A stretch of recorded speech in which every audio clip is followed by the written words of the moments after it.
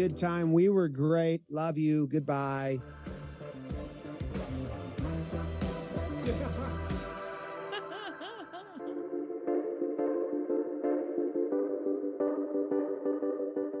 When I got out of the Marine Corps, I was not just, working with my physical disabilities, I was emotionally broken. I remember thinking, how did I get here? How? It was affecting me in my marriage. My husband, he didn't know how to help me. He actually called Wounded Warrior Project. Wounded Warrior Project had this thing called Couples Odyssey. It was an eye-opener, and I think it really saved our marriage. They gave us books and resources and tools on how to help us with that. I just love him. I love you, honey. I love you too. Watching her fight for her mental health, fighting for other veterans, fighting for this family, helped me to fight too. Well, I always loved her, but I love her 10 times more for that. Not all wounds are visible. If you or a loved one are suffering, visit woundedwarriorproject.org/notalone.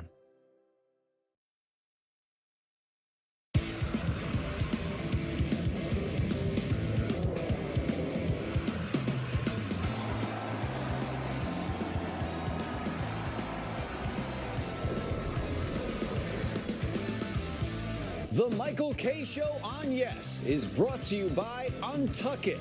Shirts designed to be worn untucked. Shop now at untuckit.com.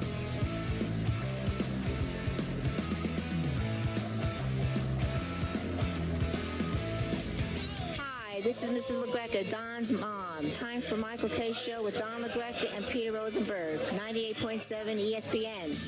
Thank you, Mrs. LaGreca, and a good afternoon, everybody. This is indeed the Michael Kay Show. We thank you for joining us on this Monday, September 26, 2022. Kay, LaGreca, Rosenberg, we're all with you. We've got a lot to do. We've got a huge announcement in the 5 o'clock hour. Oh, yeah. I mean, it's big. It is really big. This is not hyperbole. Big. This is not a bluff. It's a big announcement. Listen. Michael bluffs a lot. This isn't a bluff. I wouldn't believe him when he says he's got something big. Generally speaking, I'm always disappointed. I can say with confidence, this is something. I was just going to say something so nasty to you, but then I decided not to. I decided not to. I was going to bring you down to your knees with one comment, but I'm in a good mood here north of the border, and I'm not going to slay you. But it was unbelievable. What? Let me guess. Was it about the football team that I No. No, it shouldn't. It shouldn't. It can't be. No. Because that was Michael's three-point play. Yeah. He's got to lay out. He's got to lay out. I forgot. Three. Michael, what in God's green earth were you thinking? About that pick or what I was going to say about you? Well, I don't really care about what nastiness you were going to say about me. I do. I want to hear that. I am kind of curious. Now he's built it up. But what were you thinking with the pick? I was thinking that Carson Wentz had a spine and would want to really show his old team, and that they're usually a well-coached team, but Rivera seems to have lost his touch. Listen, it was an awful pick. Still in the lead God though. hates me. Awful pick. I did get 2 out of 3. I mean, Don, you lost your 3-pointer too. I did. Kansas City played. I was on that game more than I probably would have been if it was not my three-point play. They played god-awful. But god-awful. And I can really see the pain of, you love Andy Reid, but boy, he just drives you crazy. I can imagine what Andrew went through all those years in Philadelphia. Great coach, Hall of Fame coach, Super Bowl winning coach, drives you nuts. But that team's a mess right now. And that whole division, remember we were talking about, they might send 4 teams to the playoffs. They got to send 1. They all lost. The Chargers were god-awful against Jacksonville. Kansas City did not look good in Indianapolis. The Raiders are 0-3. Lost to Tennessee. Denver, and the Broncos barely. I mean, they won a baseball game. If you wanted to purge football, if you wanted to get football out of somebody's system, they're addicted to football. They're tapping a vein to put the Lady H. But they need to puke it out. Football's their Lady H. Their black tar. You want to get them off it? That's how you do it. That Sunday night game, 11-10. It was repugnant. Mike Tannenbaum. By the way, that was my 2 Oh, that's right. Was that Tannenbaum's big play, right? Oh, yeah. Well, by the way, I just want to say, it's an embarrassment. In defense of our pick, me and Tannenbaum, it wasn't the wrong pick. I mean, It's the wrong game. That was the it problem. was a horror. Oh, so you do it again. You do it again, right, Peter? I don't know. You know why I wouldn't do it again? Because there were other games yesterday that were, There's a lot of issues. There were a lot of things I with saw Denver. out there. Well, today's a really big day for you, Peter, because if you get the Giants right, then you actually gain some ground. It's moving day. No, I don't know if I don't know if I'll go as far as moving day. No, I think you would move ahead of me. No, I think It he would would tie At you. one point. Yeah, it would put me in the conversation. I want you to win this game. Thank you. Well, you want the Giants to Yeah, win. of course. So of course you do. But yeah, I mean, Andrew's team is very good. Very good. We overstated it last week, maybe. But like now you start talking about best team in the NFC, that is a reasonable conversation for the Philadelphia Eagles. And I love this guy. That kid looks pretty good. All right, can we now get closer to the radio? Ira, Brian, you off the the Flacco kick? Are you off that? What in the world am I Are you doing? off that now? Does he have to start next week or not? You off that? You finally convinced that maybe Zach Wilson is the way to go? I'm just wondering, guys. Call in if you like. How long do you stay on a train that's not moving and finally decide to get off? Oh, no, not moving. It's careening down a hill. Well, I'm trying to be nice. He has thrown for like 1,000 yards in the first 3 games, but still, anybody that's watched it realizes that there's no future there. But how could you do it? Even if he threw for 500 yards yesterday, it made no sense. Eventually, when you again, they're committed. Do you realize?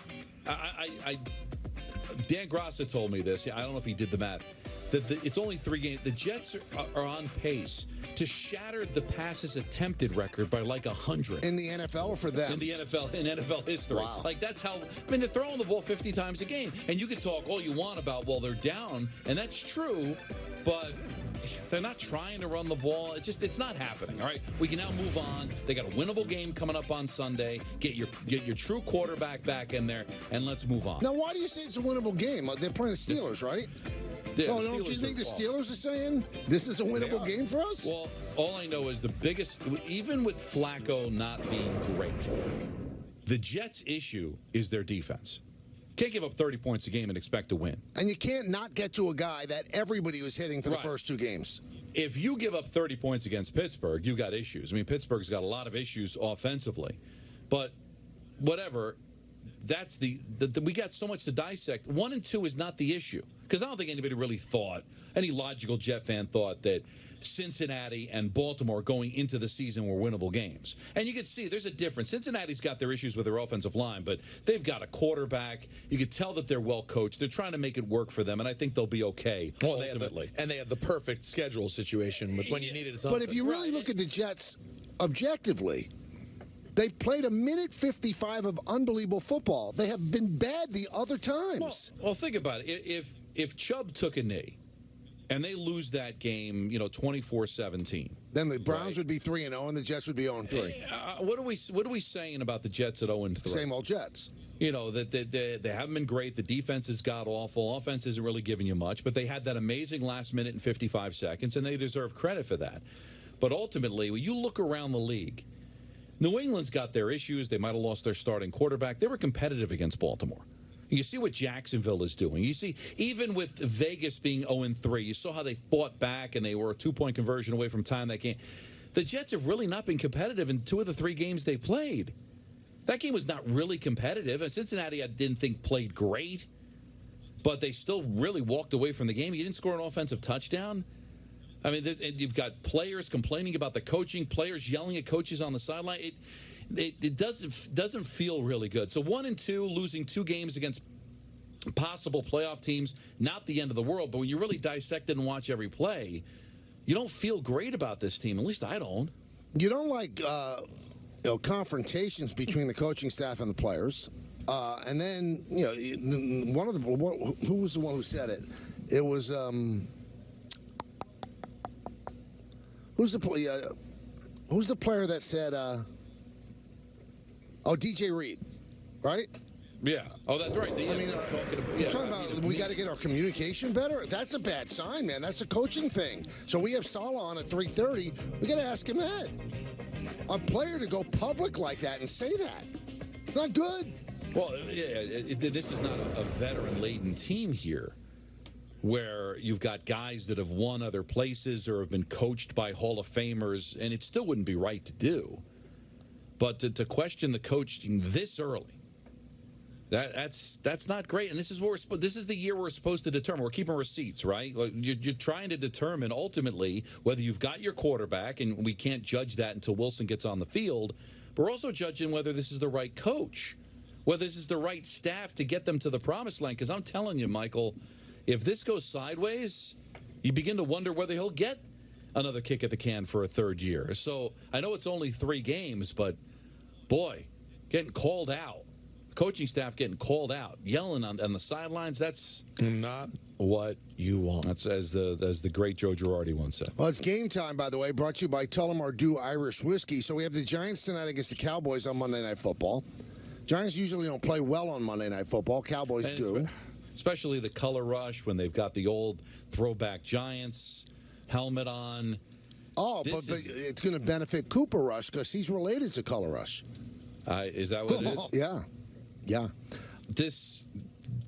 I understand it's a winnable game because you've got the backup quarterback in there and all that, and there's dysfunction in Jerry's world.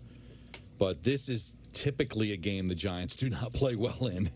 So they could really show me something. It's a winnable game. They're favored.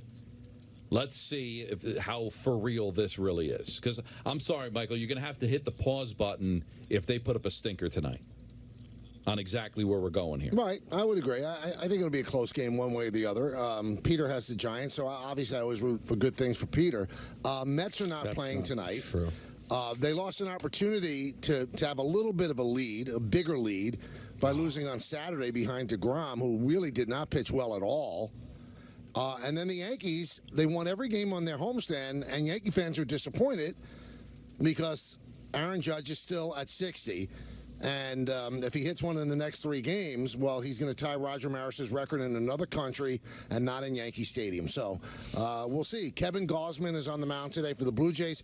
He served up 3 home runs in his career to Aaron Judge. So we'll be watching closely, but the Yankees will win. 1 win in this 3-game set, and they clinch. And if you look at the standings right now, everybody, you wouldn't even know the Yankees had that tailspin. They have a 9-game lead now. They have a 9-game lead. Yeah, that was the sneaky part of the Yankee weekend, was that, like, you end up disappointed at the end of the weekend. You're like, wait a second, this team's now playing good baseball. And it's got to be driving Judge crazy. And again, it's not about the pressure of the moment, because he can handle the pressure. But just think how he feels. The attention's all on him while his team is trying to get ready for the postseason. They're trying to clinch. All they care about is Judge. All the fans seem to care about is Judge. It's almost like the games didn't matter. Yeah. They only care about him. They swept the Red Sox. He probably feels bad that there's conversation. Does the Maris family now go to Toronto? He probably just feels bad about the whole situation. It's gone from like a hip, cool thing to just get the damn thing over with already. Really, it happened quick. Stinks. It happened quick too. Michael, when I went to the game Thursday, it all felt very new and fresh. By the time we got to yesterday, I'm with Don, it really starting to feel, and I texted you at some point over the weekend, Michael, that you could tell, I guess it was Friday night or Saturday that I texted you, maybe it was during the game Saturday, you could see physically on Judge him starting to wear the pressure a little bit more when he's up. But the weird part is, if you look at, he hasn't had a homer in 5 games. It's not even, you can't call it a slump because he's continuing to hit. He's got an on-base percentage of about 500 during the time. And his longest streak this year, he's gone 9 games without a home run, and that was in the middle of August, and nobody was saying he was choking then. He's playing great. He's getting hits. He's walking. He's keeping his sanity at the plate. But he wants to do this. His parents and his whole family and people from Linden, California, they're following him around as well. So it's got to be difficult. But don't you think you'd feel bad for them? Like, everybody's waiting, and he probably feels like every game he doesn't do it, it's a colossal disappointment. And he shouldn't feel that way. He's eventually going to break the record. But he knows so many people are counting on him to do this. He probably feels like every game he goes, it's a huge disappointment. It was his family now travels to Toronto. Are the Maris going to go to Toronto? Disappointment that he didn't do it in front of his home fans. That's why I think, Michael, if he doesn't do it over the next couple of days, I don't think he'll play that last game in Toronto. If they win one of the 2 games, if they clinch, because he said, I'm not taking a day off until they clinch, until we clinch. So we'll see. If they win tonight, they'll clinch. Right, 1 of 2, and they would clinch, and then maybe he does sit down on Wednesday. And, is there any pressure to get it done in 154? This is game number 153. Now, he tied Ruth in the, less games than 154, fewer games. Does he want to go ahead and tie Maris? And by the way, this is the anniversary of Maris hitting his 60th that tied Ruth on this day in 1961. So it's odd. And if you injected truth serum into that big crowd on Saturday afternoon, in the ninth inning, the Red Sox had runners on second and third. The Yankees were up by 2. I would guarantee you that 80% of the people in that ballpark wanted the Red Sox to tie the game. Yes. Wouldn't you guys agree? Of course. Of course. So just so Judge comes up in the bottom of the ninth. Which is such a weird way to watch baseball. Yeah, it's. I think that's why he's uncomfortable, Peter, because that's not what he's about. More at bats, not runs from your team. Oh, that's why they didn't call the game right away in a typhoon last night, because of the fact he was going to lead off the seventh inning, the bottom of the seventh. Oh, and it was clearly horrible. I mean, I was at home. It was absolutely pouring. You knew you guys weren't coming back. But hey, by the way, I got to say, before we go any further, unbelievable K-Rod cast last night. Best one so far. It was good. That's how I consume it. Oh, that was the only way to consume. Wow. And I got the only one that's playing along is Jalen. I can't get Marco to go. I want to get the kids in front of the TV, videotape it. That could be something cool to show them years later. Judge moment? Yeah. Mm-hmm. So there's a lot of record, stop. The only one that'll play along is Jalen. Jalen cares? Yeah, Marco doesn't care. Wow. He loves baseball. He loves to play baseball. He's too young to understand. I can't. Marco's busy watching the Faces of Death videos on YouTube. Crazy people jumping in front of subways. Right, stuff that Daddy loves. Kamikaze lunatic stuff like his dad. He does like his video games on the tablet.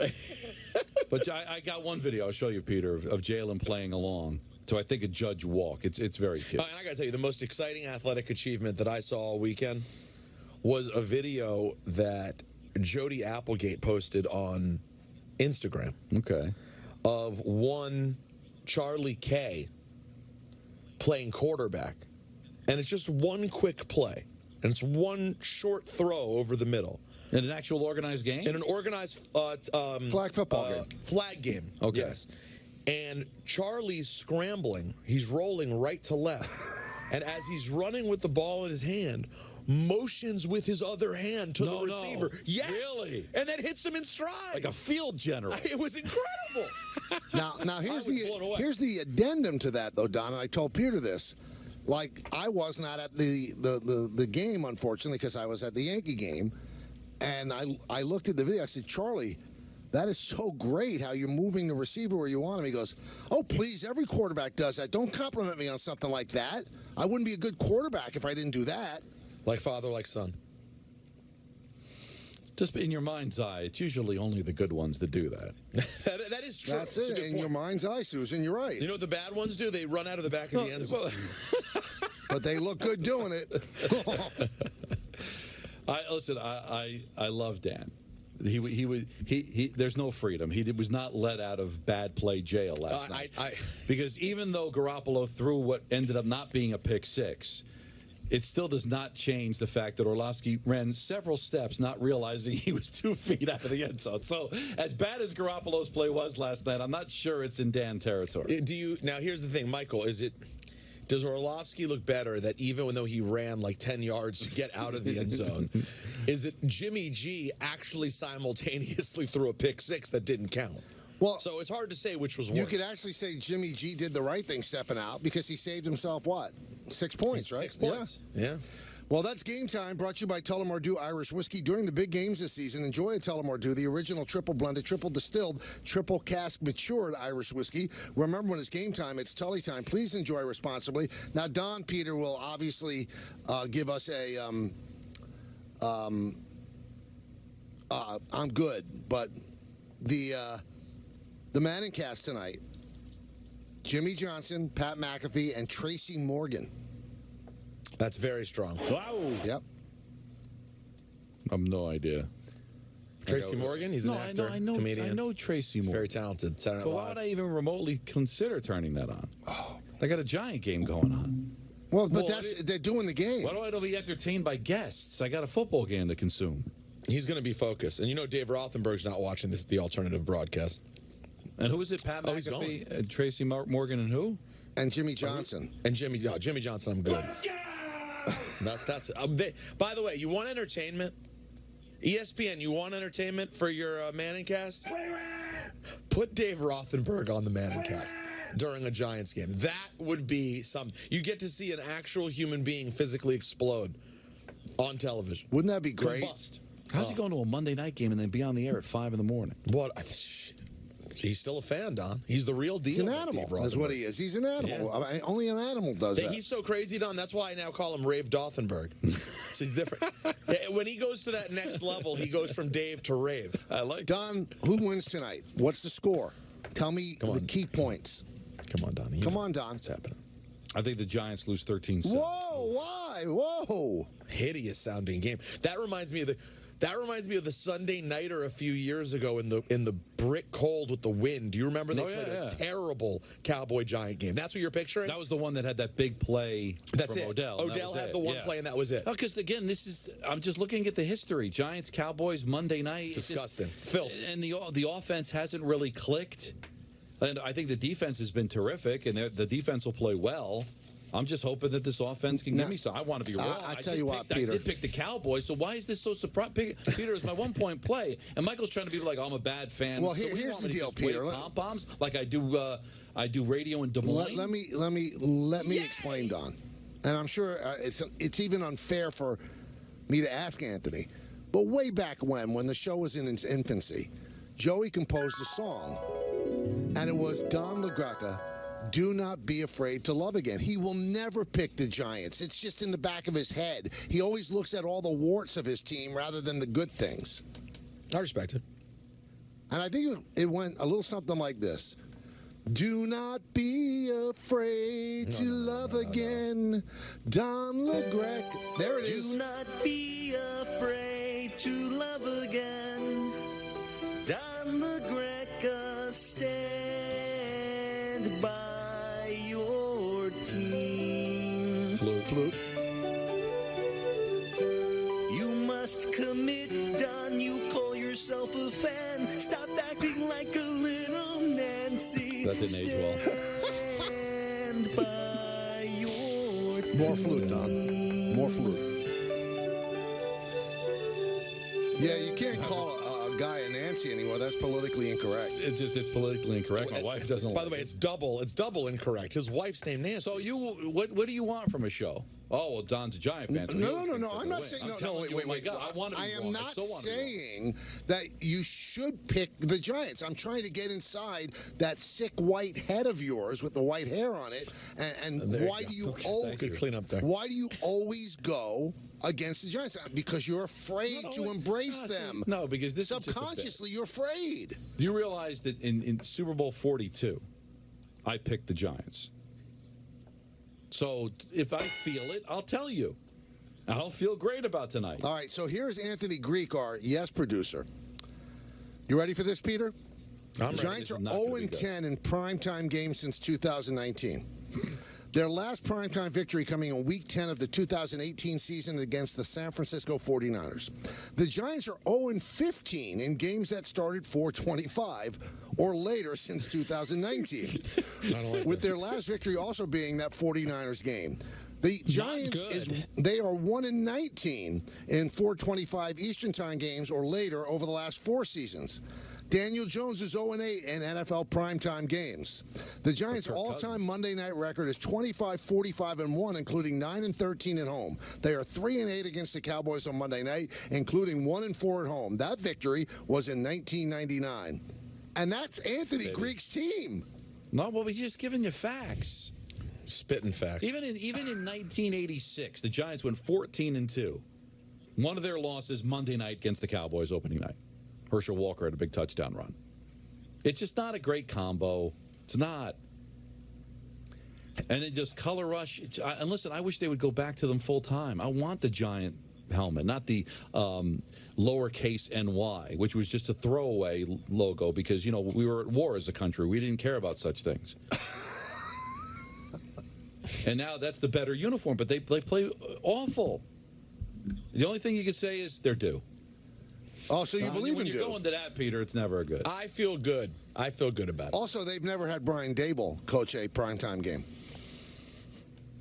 And that was said the first time Joe Judge coached in one. Right. The first time that Pat Shurmur coached in one. We've seen it all. Hey, the ultimate First time ESPN Ben New York McAdoo. Jets God. tailgate is coming October 9th, and everybody is welcome. We'll have a pregame celebration in Lot G before the Jets take on Miami with all your favorite 98.7 ESPN hosts, plus tailgate games, prize giveaways, and live music from Randy Zoo. Listen to DiPietro and Rothenberg in the morning and the Michael K. Show in the afternoon all this week for your chance to score premium suite tickets and VIP tailgate passes. The ultimate ESPN New York Jets tailgate is brought to you by Guinness, Pepsi, and 98.7 ESPN. But I will tell everybody this. That's not even the big announcement. No. We have an announcement that will shake your boots. Yeah. You will be bowled over by what we're going to tell you in the 5 o'clock hour. You'll get chills. As Ed Sheeran says, you'll get the shivers. Is that something Ed Sheeran Yeah, says? that's the name of his song, Shivers. Anyway. Got it. Yeah, you're not a 13-year-old girl, so you wouldn't know. You know, Ed Sheeran only appeals to 13. The guy who doesn't know who Harry Styles is. Sit this one out, Donnie, okay? Sit I it know out. the song. It's on Kids Bob. Yeah, I'm not an Ed Sheeran guy.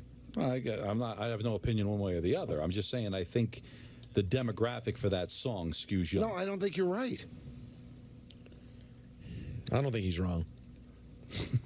Can we play it at some point? Do we have to? It's a great Well, I song. like it. I love that Is it? song. It gets me into it. I might play it tonight before the game. I'm told we went over this exact same thing a few We weeks did. ago. No, it was a couple of months ago, but thank you. It was before my extended vacation suspension, nervous breakdown. Let's take a brief timeout. We have Sal, I'm told, at 3:45. All right, 3:45. So we're going to take your phone calls when we get back. It's Kayla Greco, Rosenberg, and you right here on Yes, the ESPN app at 98.7 ESPN.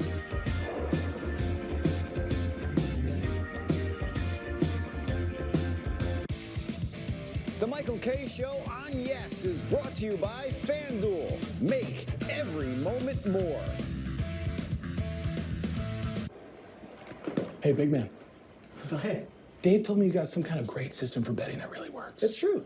What is it? Is it like home dogs? No. It's bird mascots. No, I just use FanDuel's responsible gaming tools like time and spending limits to manage my play. That's the system. Hasn't failed me yet. Cool. You know what, man? I'm just going to keep this between you and me. It's not a secret, Bob. Every bettor has a system. Make FanDuel's responsible gaming tools a key part of yours. It's more fun that way. A Cadillac is more than a statement. It's a celebration of self-expression and a declaration of your independence. So choose to be bold and choose to be exactly who you are.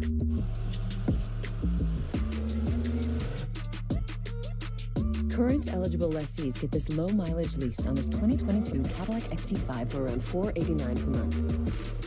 Visit your local Cadillac dealer today.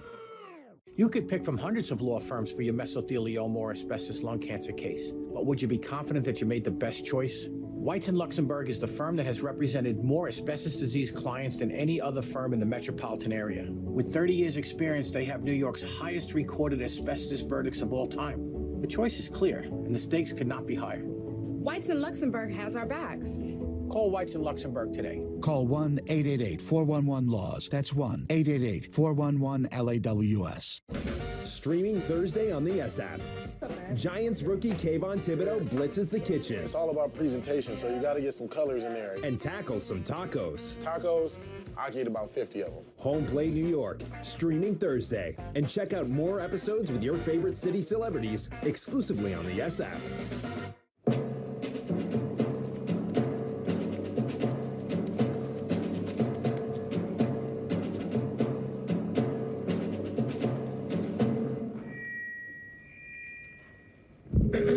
Dear humans, this is an adoption campaign, but it's not for me or Mr. Buttons or Frank over there.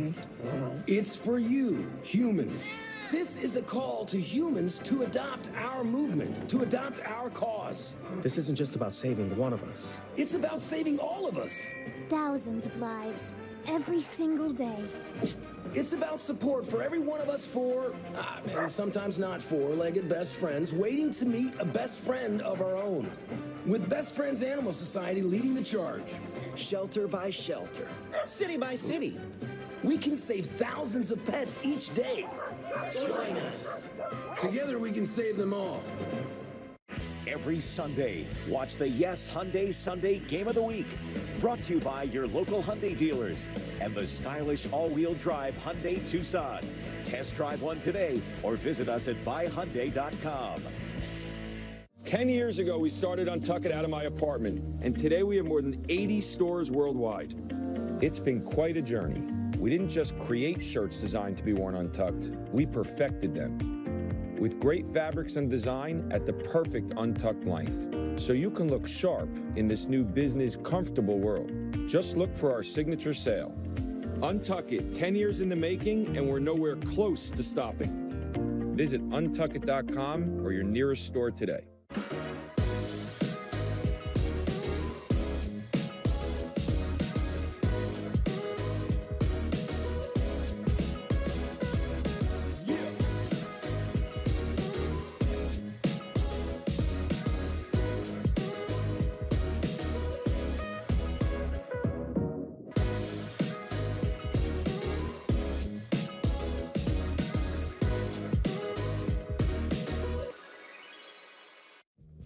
Drizzly makes it easy to shop a huge selection of beer, wine, and liquor from wherever I am. I just open the app, find what I want, and it's at my door in under 60 minutes. Drizzly. Ding dong, Drizzly. At DraftKings Casino, we give credit where credit is due in the form of credit plus a bonus. Download DraftKings Casino and get up to $50 in free credits to use on any game, plus a deposit bonus up to $2,000. Now, roll credits.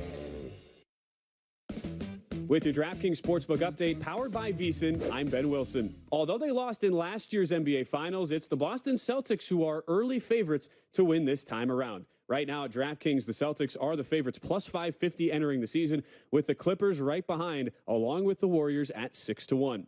The Nets have had all sorts of off-season storylines, but with Kevin Durant presumably back in Brooklyn, the Nets are 7-1, fourth on the odds board, with the Bucks right behind them at 8-1. Meanwhile, 4 other teams sit in the sub 20-1 range, but not quite good enough to be single digits. The Suns 12-1 entering into the 2022 season, with the Sixers at 15-1, Lakers now at 18-1, and the Denver Nuggets at 19-1. Both the Heat and Mavericks have seen their odds shorten, now each sitting at 20-1. Download the DraftKings Sportsbook app now, and new customers can bet $5 on any team and get $100 in free bets no matter what. Don't wait, this exclusive offer ends soon. Download the app and use promo code TEAM when you sign up.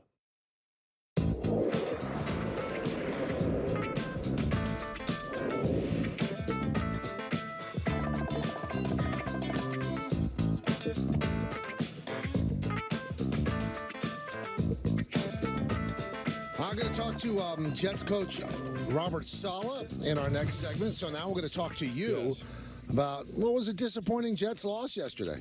You didn't expect the Bengals to go 0-17, did you? And just because they beat the Bengals last year doesn't mean they're going to beat them this year. That was one of my cover 5 picks. I should have made it my number 1 pick, but I didn't. I took the Commanders. Smart. About ready to drop out of the competition. When you make a pick like that, you can't feel good about yourself, Don. That was a tough. I mean, they weren't even competitive. That was not competitive at all. The only thing to see was were they going to score, and then they did in garbage time after it was already 24-2. Yeah, I wasn't happy. But as far as the Jets, and we'll see, I'll be anxious to see what the callers have to say, because there's 2 sides of the coin. I mean, you're 1-2. You lost to 2 potential playoff teams.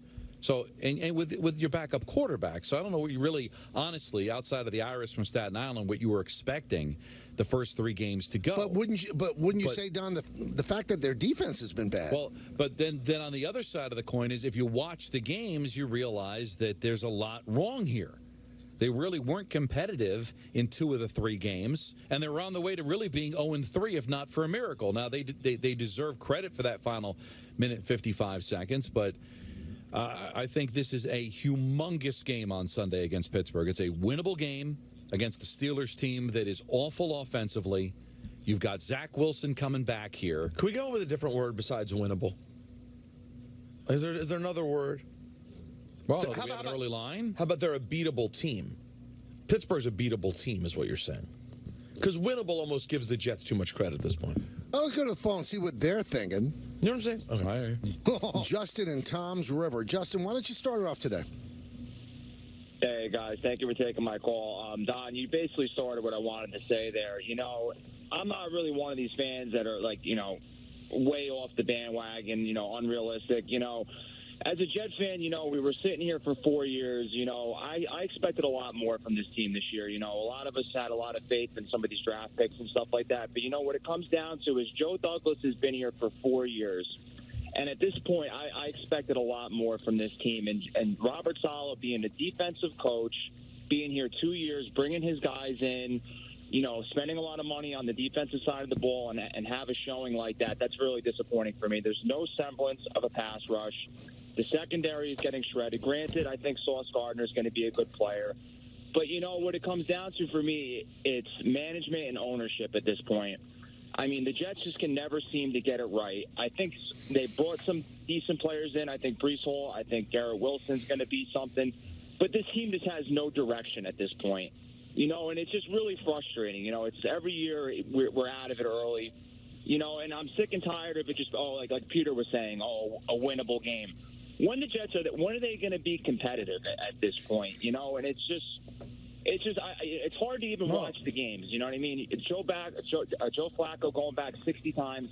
That's not how the Jets are going to win at this point. There's no semblance of a running game. The organization has no direction. They have no identity.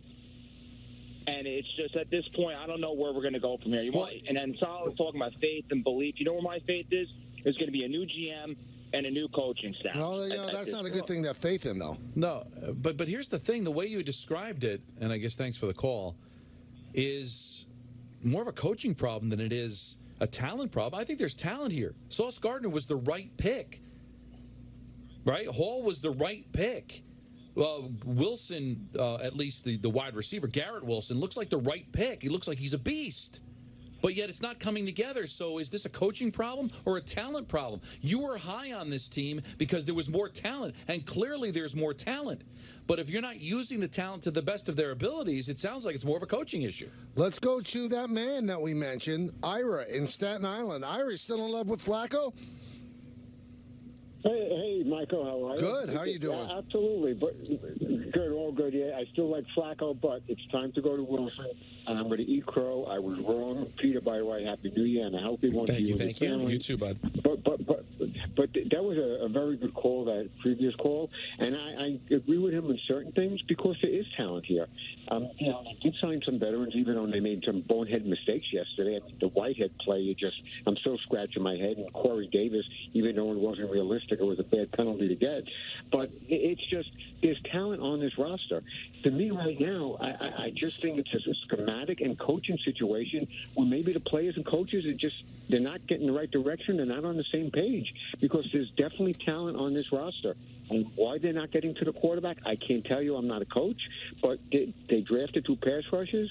They have interior linemen. You know, there's no reason why they can't play competitive football. I didn't expect this team to win 8-9 games this year, but I expected them to be improved from last year and to be heading in the right direction. Now, having Zach come back, okay, is that going to change things? Maybe the offense, maybe it's going to run a little better. But at the end of the day, the defense right now is a bigger problem, and I'm not sure really how to fix it. Yeah, but the defense also catches a break if the offense is better. I mean, if you jump out to a lead and you can chew up some clock, that keeps the defense off the field. So that makes it better just in that way. So, you know, we talked about the talent is there. If Zach Wilson was the wrong choice, the whole thing gets blown up. That's how GMs lose their job and coaches lose their job. Both Saleh and the front office went all in on Zach Wilson. He's got to be the guy. Got to be the guy, and that has to start next week. Has to be. Yeah, ultimately, that's because we could talk about all the talent that they have, and I do think there's talent here. If it doesn't work out with Zach, then Joe Douglas is going to take the hit. You got to get it right about your second overall pick. There's just no way around that, and we're going to find out. But whether you like it or not, it's a winnable game against Pittsburgh. It's not going to put up a ton of points. Defense has to be better, but the coaching has to be better. I mean, DJ Reed's been in this league for 5 years. He's a veteran, but he's been here on the Jets 5 minutes calling out coaches. You know, Quinnen Williams embarrassing his defensive line coach. Now, whether you say, "Oh, I want to be involved. I'm taking it my responsibility. Is that a great look that your sidelines are deteriorating on television? Not what you want. Now, Robert Saleh, speaking to the media right now, said he doesn't know about the IR for George Fant. He's day-to-day, said they could potentially give him a week off to heal if it comes to that. Dwayne Brown will be back on the practice field once he is eligible to come off after the Steelers game.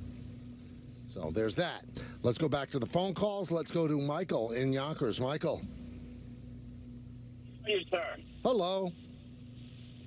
I take exception to your negativity. I love your show, but I'm going to speak my mind. Sure, I've please. been a Jet fan since I was 9 years old. I'm 63 years old. I'm a season ticket holder. None of you thought the Jets would win one game.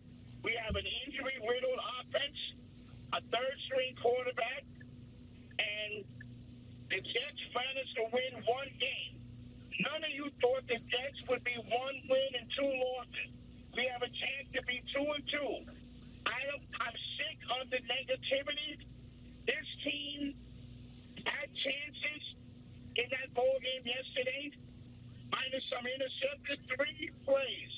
3 plays came down to two of those losses. We're in these ball games.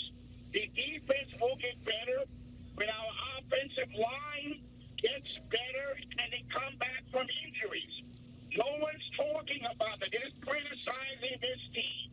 Give these guys a chance.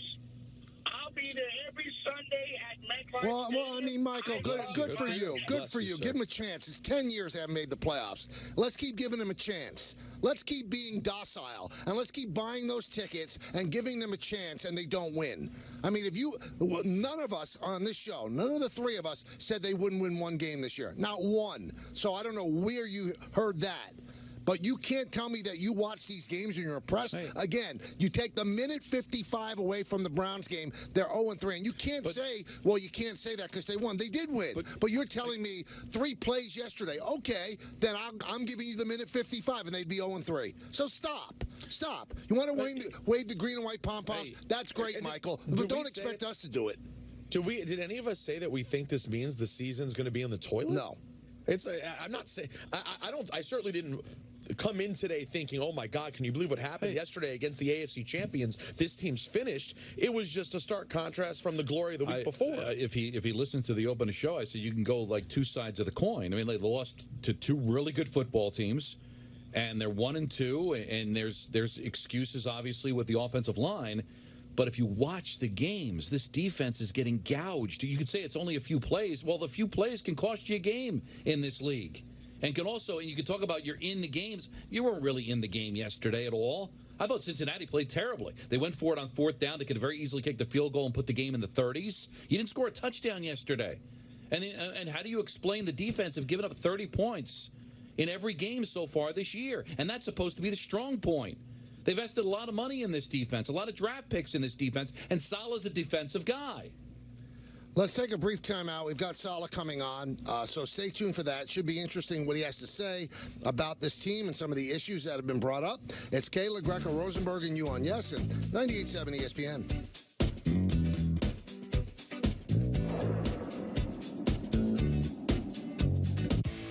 The Michael K. Show is brought to you in part by Audi.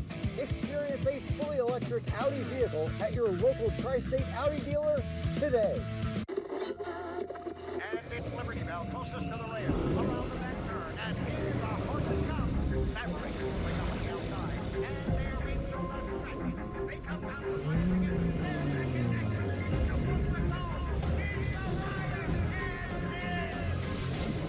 Add drama to every drive. The exhilarating Audi SUV family. Get exceptional offers at your local Audi dealer.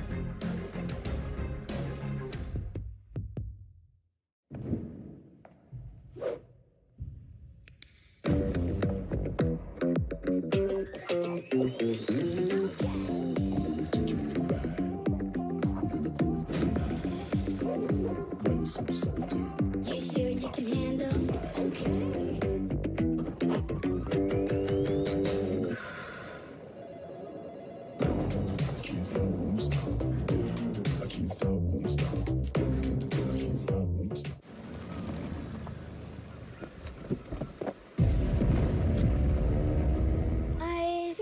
be safe in there. Help keep what's important to you safe with Chevy Safety Assist, standard on these Chevy SUVs. Find new safe places, find new roads. Qualified lessees with a current eligible lease can get this Equinox for around $269 a month. Or well-qualified buyers can get 1.9% financing on all 2022 Equinox models when you purchase. Aaron Judge is having a season for the ages. Tonight, number 99 continues his march toward the Triple Crown. What an extraordinary season we are all witnessing. As the Bombers' hunt for October heats up in Toronto. Yankees, Blue Jays. Coverage begins tonight at 6:30 on Yes, New York's most-watched sports network. Did you know half of all cats in the United States don't see a vet on a regular basis? Hi, I'm Kat Dennings, and I love cats. Like, really, really love them. Seriously. That's why I'm here to ask you to take your cat to the vet each and every year. I'm working with Royal Canin and Orphan Kitten Club in their program, Mighty Cat, the first grant program in the world to protect and care for newborn kittens. For the Take Your Cat to the Vet initiative, which encourages cat owners across the country to schedule annual vet visits. Since it's tricky to decode our cat's behavior, it's super important to collaborate with your veterinarian to uncover any potential illnesses and learn the signs that something could be wrong. As pet owners, it's our responsibility to make sure cats of all ages have a chance to live a full and happy life by providing the care they need and deserve. Visit orphankittenclub.org/mightycat to learn more.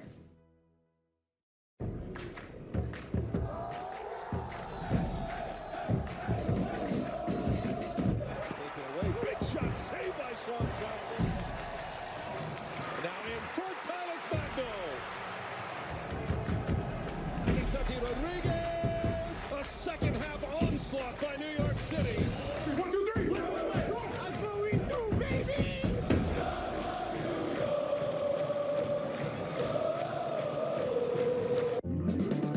At DraftKings Casino, we give credit where credit is due, in the form of credit. Sign up with DraftKings Casino and get up to $50 in free credits when you deposit $25. That's like extra credit. Download the DraftKings Casino app or play online today. Deposit $25 and get up to $50 in free credits to use on any game. Now, roll credits.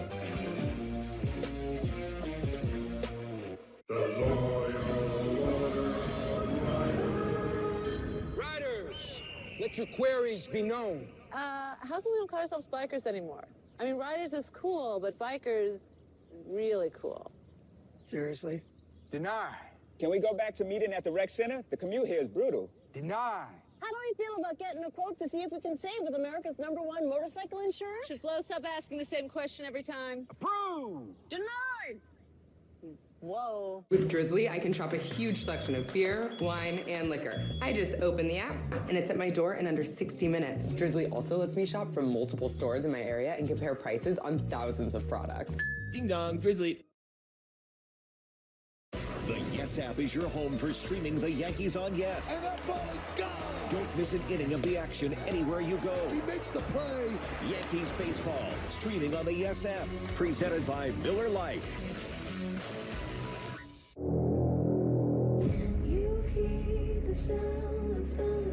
Yankees superstar Aaron Judge is making home run history. What we're seeing is otherworldly.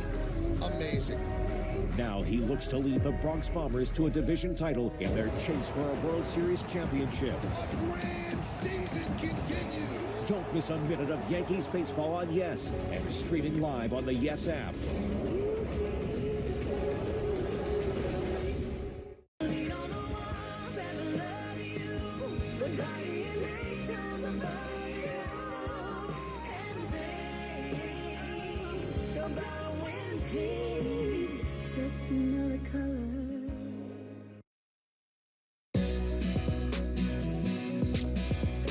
It's time for the Robert Saleh Report on 98.7 ESPN. It's brought to you by Pepsi, and the head coach of the New York Jets joins us right now. Coach, how you doing? I'm doing great. How about you guys? Doing well. Let's get your overview on yesterday's game. What you're happy about, what you're upset about. Obviously, we're not excited about the loss at all, but there's just things that we've got to improve on in terms of, if you're talking from an offensive standpoint, we're moving the ball. We're just not getting it in the end zone. And then from a defensive standpoint, just our third down defense, we've got to find an answer to our third down defense, because that's the part that's kind of, it's crippling us in terms of either A, extending drives, or B, I think most of our touchdowns have happened on third down, whether it's an explosive on third down, or third and goal from the 12 yesterday, third and 6, I believe it was, from 45. Just not executing as well on third down as we'd like. How mental is that? Because like in baseball, there's a different mentality to pitching the 8th inning as opposed to the 9th inning where the pressure is on. Is there a special pressure? You've been successful the first 2 downs. Now finish it on third down. It's all about finish. It's do right longer. It's executing at the highest level possible, and it's stacking up one play at a time. And yesterday there were backbreaking moments. Where it's a 7-6 game, and we're getting off the field after a 3 and out. And JFM he's not trying to commit a penalty. We just get that personal foul on the quarterback, where rather than having the ball 7-6 with a chance to take the lead, it's an explosive 15-yard penalty, and 2 plays later they hit that. I think it was Tyler Boyd. They hit that touchdown across the middle on the missed tackle on third down. So it is. Right now with our team, our margin of error is pretty small. Any mistake we make is just being magnified because it's snowballing into something enormous. And it's things that I think will go away as we continue to get time on task and reps. But right now it's extremely frustrating. But I know it's going to end up going away. It's just frustrating in the moment. A couple of things coming into this game. The Bengals were on pace to have their quarterback sacked 100 times, and that's not even hyperbole. That's what it was over the first 2 games. And you guys didn't get to him all that much. Was that a concern, and why do you think you didn't get to him the same rate that he went down in the first 2 games? Well, we hit him. I think we hit him 9 or 10 times. I think we had 15 pressures, almost a 40% pressure rate, which is pretty significant. The issue comes in Burrow just doing a really good job getting out of the pocket. We're getting stuck on blocks. We've got to be able to rush with our eyes up and get off those blocks to be able to corral them and keep them in the pocket. But we ended up with the 2 sacks, 9 hits, 15 pressures. That's a pretty good day from the D-line. But at the end of it, if you're not getting him down and he's able to scramble and create some of the off-schedule stuff that he did, then it's all for naught. And he got hit hard on 2 of his touchdowns. So is it frustrating? It is. Where Russian coverage have to marry up with one another, but again, it's like I said, with time on task, we've got to iron out and seal the leaky holes on third down, and I think we will. It's just, like I said, a matter of time on task. Coach, was the amount of times you're throwing the ball per game, is there a specific strategy around this? Was this what you anticipated through the first 3 weeks? No, you'd love to be able to run it 40 times a game because it means you're in the lead and you're wearing people out. But we haven't been able to give ourselves an opportunity to really hunker in. Now to Cincinnati's credit, in the first half they did a really nice job daring us to throw the football, which like I said, I think we were moving the ball pretty good. We just weren't able to put the ball through across the goal line. But I think the game is dictating play calling, and it's just a matter of us being able to stack up good runs, keep the game and keep the game where it's not getting out of hand over there in the third quarter. But we still had an opportunity. We're 11 minutes to go in the game, and we have the ball at about 10-yard line, 2nd and 6, with a chance to go score to turn it into a one-score game, and it just didn't work out. I'm sure you saw DJ Reed's comments after the game criticizing, the players and also the coaching. Maybe there needs to be a team meeting. Kind of a two-pronged question, Coach. Was he right? And would you prefer he had kept that in-house? No, well, you always do, right? But, players feel something, and he's trying to articulate exactly what he's feeling. And I can tell you what he's feeling. He's feeling 4 new players in the back end, and like for him, the amount of communication. He's played football at a high level. He's been in our system in San Francisco. He knows what the communication should sound like. And there's 4 new faces back there, including himself. And so the communication that he's feeling is not at the level that he wants it to be. And he's not wrong on that. But again, that comes with time on task and guys learning each other, sitting in film room, watching plays, understanding how they're all going to play certain routes based on the coverage that we're in, and then communicating pre and post snap based on what they see, and getting comfortable with one another as we continue to play. He's also right in the sense that, I just talked about in my press conference back in 2019, Fred Warner, phenomenal football player. We're playing Thursday night against Kyler Murray, who is a rookie, and I put a lot of checks on Fred that game, a lot of checks. And to this day, I think he'd admit it was probably the worst game of his career. And for me as a coach, learning my player and trying to find that equilibrium of how many checks can we give him so he can still execute at the highest level possible, but making sure that we're not so predictable to an offense. Like there's a getting to know each other period. And so again, 4 new faces in the back end, and maybe we're having a few more checks than necessary where we got to scale back. But at the same time, we still got to find that balance where they can play fast but still keep it complicated for the defense or for the offense. But so DJ's right. There is that, and unfortunately, it's no time to panic. We're all learning each other, and we're trying to figure out exactly what we can and can't do. And as we continue to get time on task and all these reps, we're going to get a hell of a lot better. And it's already better than it was a year ago, whether people are willing to acknowledge it or not. And it's going to continue to get better as the year goes on. Did it bother you when Quinnen Williams went after his coach and started screaming at him in full view of the cameras that the whole world could see? No. I love that Q showed some fire. I think it was, and he was right. He wanted a one-on-one, and he answered. And the good thing about Quinn is he answered the call. He got a sack afterwards. So Quinnen is one of our better football players, and he was looking for something, and it wasn't a disrespectful exchange. He was challenging his coach to give him a one-on-one, which relayed all the way to Brick and then to me, and. So I'm actually pumped up that he was calling for that. That's usually like when you turn the corner of veteran leadership, you ask for the game to be put on your back, and that's basically what he was asking for, which I appreciate. And how is he health wise? Obviously, he got carried off the field. So how is he? Quincy? Yeah. Quincy. Quincy's yes, fine. Yes. So Quinn and Quincy linebacker. No, Quincy's doing well. Okay. We dodged the bullet with the X-rays. He's dealing with a high ankle. How long will that be? We can get him back here soon. It's going to be a week-to-week thing. I don't want to put a specific date on it, but hopefully it's sooner rather than later.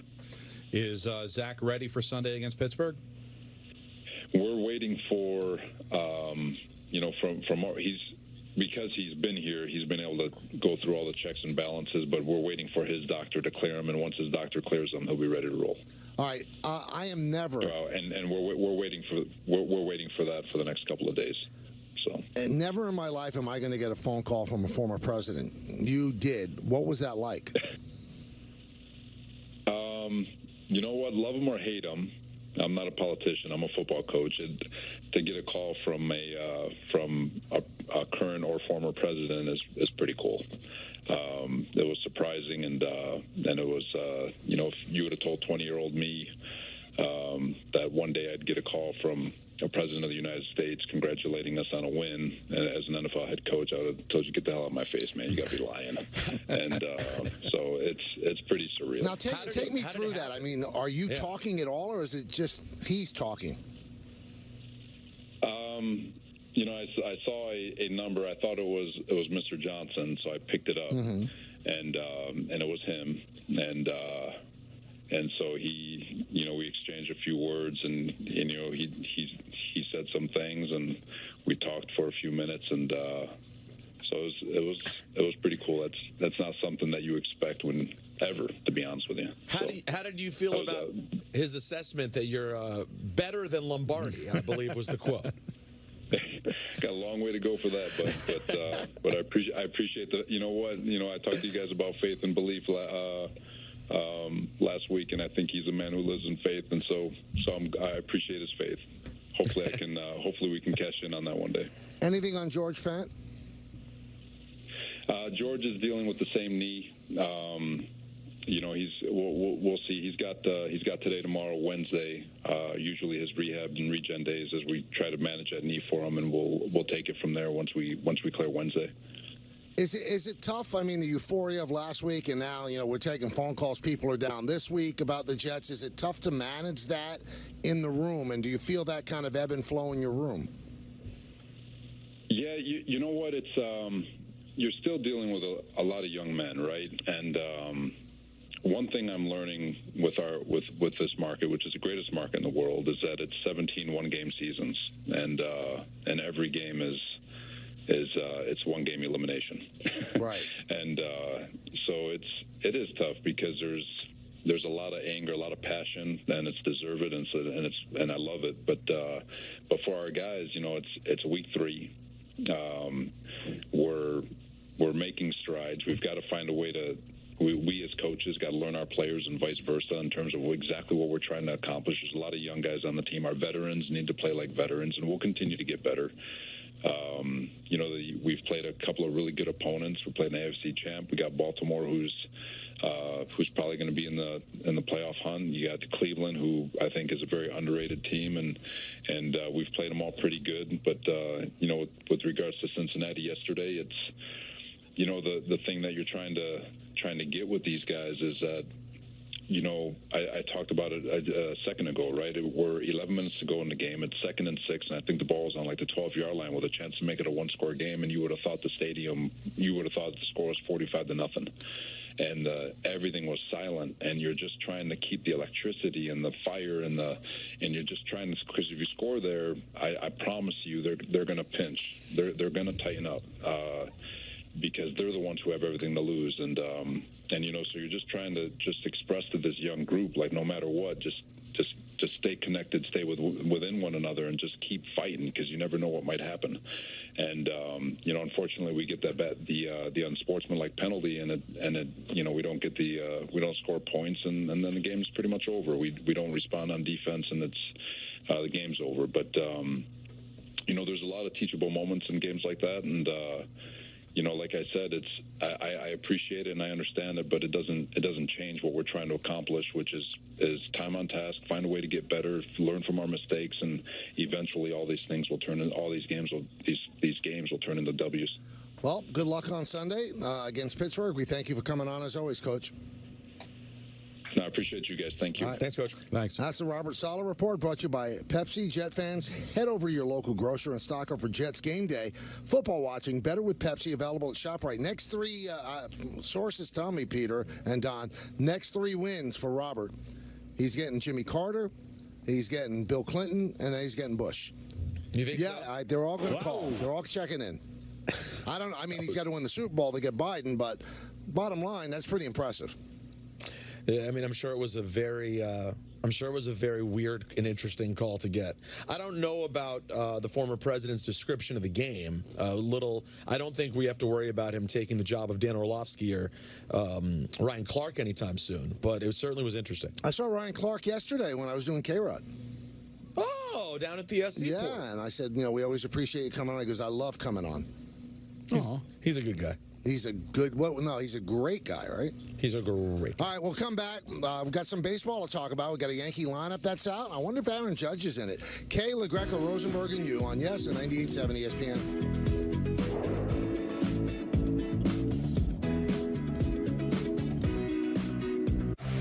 The Michael Kay Show on Yes is presented by Untuck It.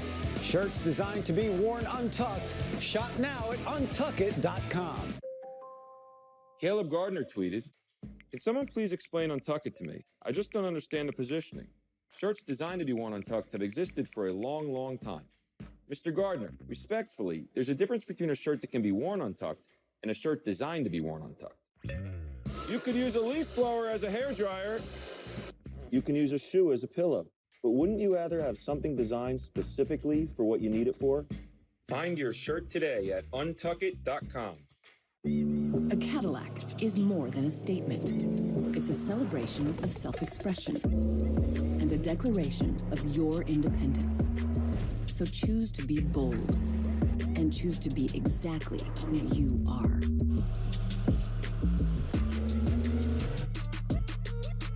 Current eligible lessees get this low mileage lease on this 2022 Cadillac XT5 for around $489 per month. Visit your local Cadillac dealer today. Meet Google Pixel 6a, the smarter phone that can see in the dark with Night Sight, fix your photos with Magic Eraser, and photograph all skin tones accurately with Real Tone. Google Pixel 6a. Switch it up and get the all-new Google Pixel 6a, all for a smarter price.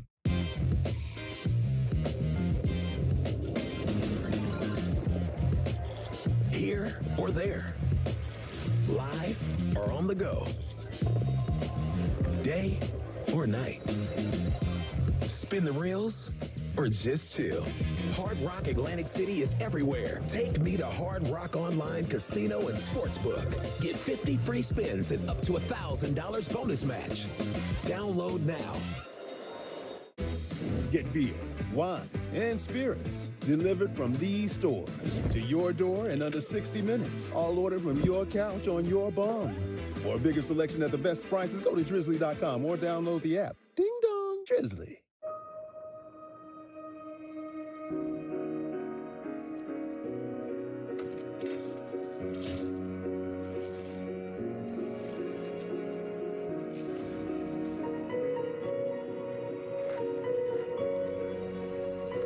What would you give for a child you loved to make their wish come true?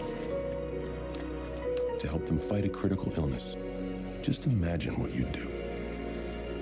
You see, wishes are so powerful, and you can make them real. They can give a child back their childhood, even change the way they feel. Every single one of us can make the stars align, because when we come together, hope and joy will shine.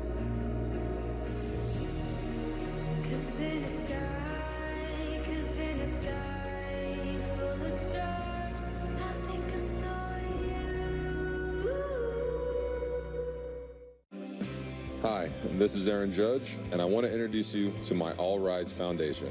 Our mission is to inspire children and youth to become responsible citizens by engaging them in activities that encourage them to reach unlimited possibilities. We do this through our All Rise Pro Camps, through our Aspiring Leaders programs, and through many grant programs that provide $2,500 to organizations that support our youth's education, leadership skills, health, and well-being. Now I'm proud to share All Rise with New York City with our first All-Star Evening on November 18th. I hope you will join me and my foundation as we all rise to support youth in our community. Visit AaronJudgeAllRiseFoundation.org for more information. Defend your family's health and remove the risk. Go to fda.gov/health-playbook.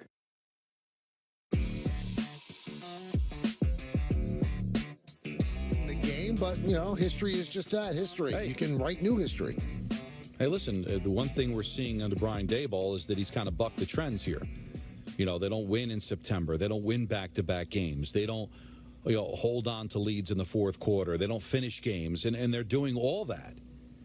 It's just that this is a tough one. I'm sorry. It's a tough game. Expectations are high. A chance to go 3-0, keep pace with Philadelphia on national television. I'll tell you what, they're going to have to play better offensively than they have the first 2 weeks of the season. Now, I know you've got a setup there like, you know, Sports Center, you know, Control in Bristol, but what are you watching? You watching the Giants, and when Judge comes up, are you going fully Judge on the main screen? Are you watching?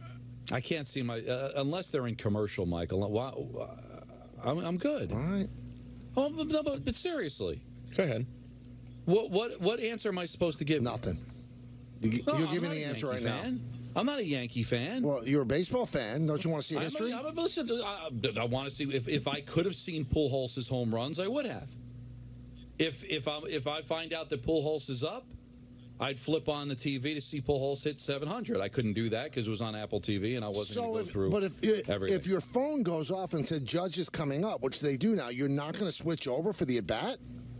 It can take 2 minutes. Well, it depends on what's going on in the game.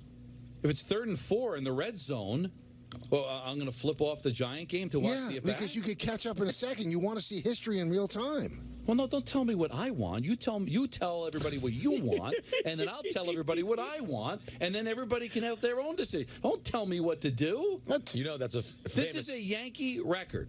This is American League record. Oh, stop with the... Nobody cares about the American League record. Oh, really? What's the American League record for hits? What? Can't tell me. You don't know. You're a baseball Ty story. Cobb. Who holds the Ty record? Cobb. Okay. Ty Cobb. Right, because that was easy enough because it was Pete Rose that broke Ty Cobb's record. Well, I'm sorry. You didn't say but it should be knows. difficult. But Andrew, help me out here. I don't want to have to be on an island by myself. It's baseball, so Peter's drifted off. Will you tell me, am I wrong? Peter has been locked into this American chase. League record. Thank you. Do you not get a you-know-what chill every time he brings up American League record as if it's something? Please, show me something, Andrew. Tell me. I'm with Don. Thank you. I'm with Don. But Yankee record, absolutely. But hold on. You want to tell me that it's really the true record? I can hitch my wagon to that's that. the intrigue. That's the intriguing but part. But to sit there and be appalled, it's Giants. It's 7-7, 3rd and 4. Giants on the Cowboys 16-yard line. I find out Judge is up. I'm going to flip off to check out the at bat under the pretense that it's the American League record. No, not the American. But wait a second. See, we're all having fun and kicks and giggles and everything. But you know that there's a magical number in baseball, and that's 61. Forget about what record it is. 61 means something. Barry Bonds yesterday on K-Rod said the hardest home run for him was number 61. After that, he said Judge is going to hit 5 or 6 in a row.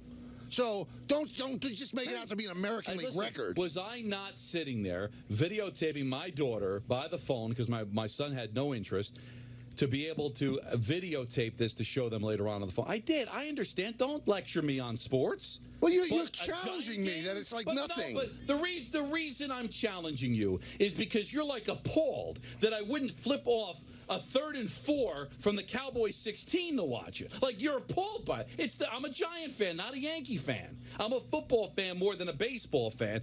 It doesn't seem that illogical to me. How about you, Peter? Ring in on this. You've been locked into this chase. You text me all the time. I will be watching the football later, and some Monday Night Raw, of course. But I will certainly watch every Judge at bat tonight. Yes, I will be watching every one. Yesterday, I was watching and listening to every Judge at bat. Would you turn off a Commanders 3rd and 4 from the Cowboys 16? No, I'd pull it up on my phone. That's what I believe I would do. Now, so ESPN, are they no longer cutting to Judge at bats? No, they are. No, they will. So tonight, during the football, on ESPN? Oh, good question. What a great, because they cut into the Texas football game. They did it on college football. They'll just double screen it, and then you're going to have to see it, Don. So I'm not against seeing it. Oh, you'll see it now. I'm against, though, because Michael's Mr. Baseball Boy. Oh, now I'm Mr. Baseball Boy, because not just Yankee Boy. Because there are a lot of people that care more about the football. I mean, if you're a Met fan like I am, well, I'm gonna tune out of a Giant Cowboy game and maybe miss something there to see that. Here's what I love, though. Here's what I love. So it's 3rd and 5. Oh, the Giants and the Cowboys, big moment in the game. And then ESPN has the audacity to shrink the screen so you can see Judge. I'll tell you, there'll be people that'll complain about it. Well, I guess you will, too, tomorrow. No, I saw people complaining about it. No, people will complain about it. They complained on Saturday. Now, it'll be interesting to see what does the better number in New York. The football will. Football's football. So why are you so shocked? Well, he's talking about you. I'm not saying watch the whole game. I'm saying if an alert comes on your phone, Judge is coming up, I think it's irresponsible that you don't even turn to look at it. Irresponsible? Yes. No, that's a bridge too far, buddy. That is a bridge too far. It's baseball, so Peter's drifted off. It's irresponsible. That was wrong. That was really... I was just having some fun. I was building some momentum. Yeah, I was building some momentum. I was shedding some tacklers, heading towards the end zone. Michael's Mr. Baseball Boy. There was a lot that just happened there. Don't tell me what I want. No, you tell everybody what you want, and then I'll tell everybody what I want. It's the tone. He's taking like a tone like, oh, I have the audacity not to watch. He's playing right field. Batting second and playing first, Anthony Rizzo. Hitting third, playing second base, Gleyber Torres. Josh Donaldson at third base will clean up. Batting fifth, the DH Giancarlo Stanton. Oswaldo Cabrera in left field will bat sixth. Batting seventh, playing center field, Harrison Bader. Isaiah Kiner-Falefa, the shortstop, will bat eighth. And batting ninth and catching, Jose Trevino. That lineup is going to face Kevin Gausman, and the Yankees will send Luis Severino out to the mound. Michael, that's today's Yankees starting lineup against the Blue Jays here in Toronto, brought to you by Bigelow Tea. Bigelow Tea is a proud supporter of the Michael Kay Show and the official hot tea of Joe Torre and the New York Yankees.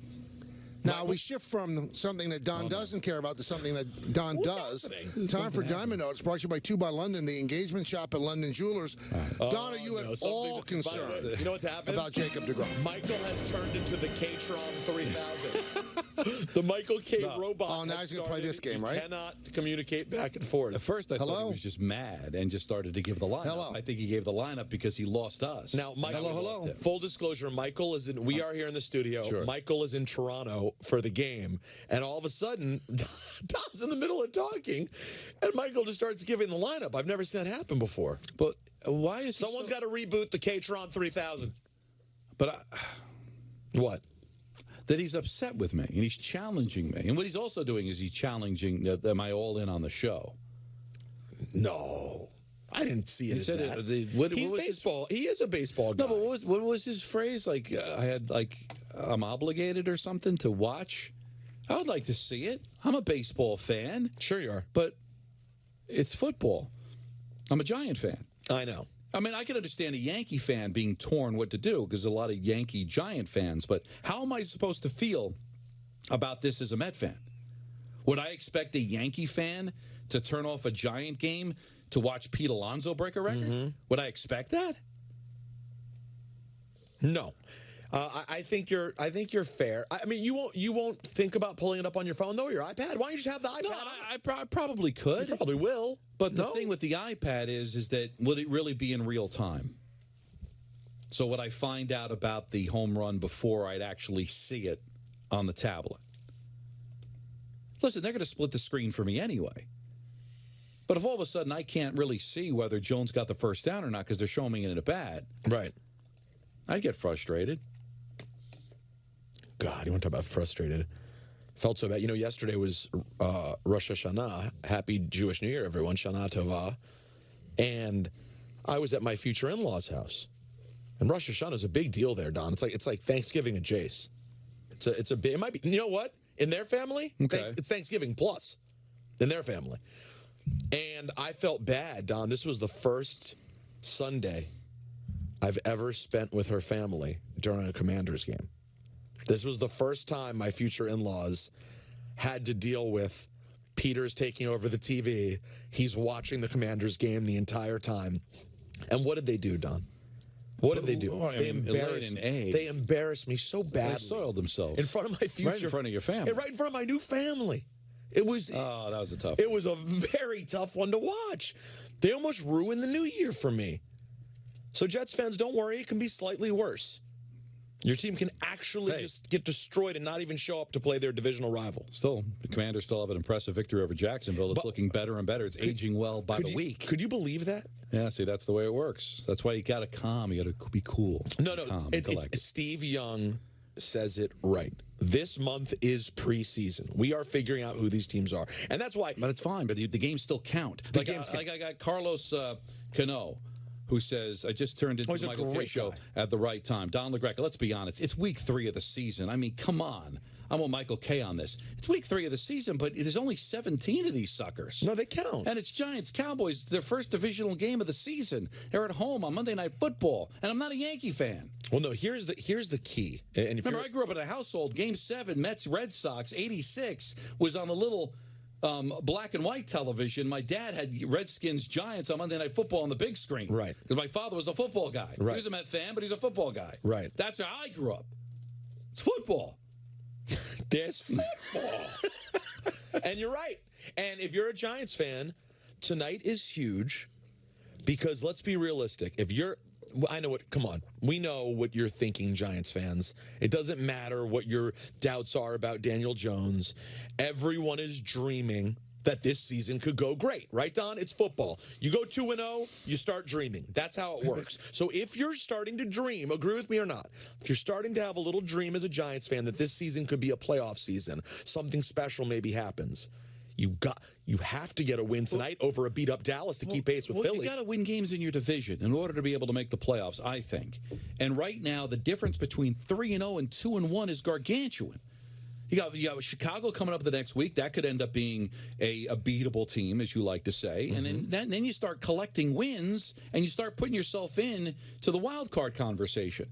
There was actually an article on ESPN Plus today, last week, excuse me, that the Giants may be one of the worst teams in the history of football to start at 2-0. So there's still people that don't believe, but you win a game on national television. I understand Dallas is beat up. I understand they don't have their backup quarterback, but it's still a pretty good defense. A team that just came off a win against Cincinnati, that is 1-1, and now you got a chance to be a game ahead of Dallas. You know, a couple of games ahead of Washington. Keeping pace with Philadelphia. It's a different story. You lose tonight, if it's one of those pedestrian games or, God forbid, you get blown out, are we really saying the Giants for real? Are we really convinced that Daboll's the guy? This is a pretty big game. You cannot get blown out by a Dak Prescott-less Cowboys at home. You cannot. And, listen, I know Daniel Jones has not been great in the big spotlight. What an awesome opportunity this is to show people something. Because, guys, do we know, is Cooper Rush built for this moment? Who has any idea? So this is a great opportunity for Daniel Jones to do something. And the thing is, I don't think Dak's going to be out for the year, and I think that they've got to be back next week. And so they can hang around, and then the next time you play Dallas, which would be on Thanksgiving, Dak's back. And you lose, and if you lose to them this week, then most likely you're going to lose to them with Dak in the lineup. Then that's 2 losses against Dallas. I got to be honest with you, I don't know how I feel about them going against Philadelphia. Philadelphia might be one of the best teams in football right now. I don't know. We'll have to wait and see. It's only 3 weeks, but I'm sorry.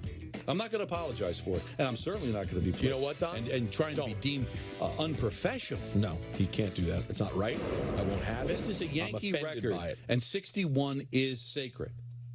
Well, to some, but what happened, with Bonds and McGuire and Sosa, I know we like to pretend those things didn't happen because of the PED situation, but Major League Baseball still acknowledges those records. Speaking of the PED situation, what did you think of Bonds last night? Like personality-wise, I thought he was pretty good. Considering what everyone says about him and how he carries himself, I thought Bonds was pretty good last night. Bonds is misrepresented as a bad guy. In this sense, if you want to think he's a bad guy for the PED stuff, I'm not going to argue with you. But I get, because of Nancy watching the Giants, I see a lot of him. He does have a personality. Well, and he is a fun guy. It's just that once he gets outside of his comfort zone, and he definitely shut people down at the end of his baseball career, but he can be engaging, he can be fun, and he still does Giants things. The different functions, he'll make appearances. He's there in spring training. He's done some one-on-ones. They love him there, and that's why he's so much more of a personality, because they love him. But when you get him in a neutral site and you start talking PEDs, he'll shut down and be the bad guy. That's why Michael was in an impossible spot yesterday. You can't bring that up. He'll leave. He'll walk out. That's just the way he is. So I guess that can paint him as a bad guy, but he can be pretty engaging. He always was when he was in Pittsburgh, and it's just that he got painted to be a real standoffish guy because he wasn't great with the media. But he can be engaging. Let's go to Mike in Queens. Hey, Mike, what do you got for us? Yeah, fellas, I'm a big fan of the show. I listen every day, and just finished listening to the Saleh interview. And me personally, I thought you guys went incredibly soft on him, and there were a lot of questions. I waited with bated breath for this interview, and you guys let him off real easy. Even Rosenberg, you said the Jets weren't competitive the first 3 weeks, and yet you didn't bring that up to the coach.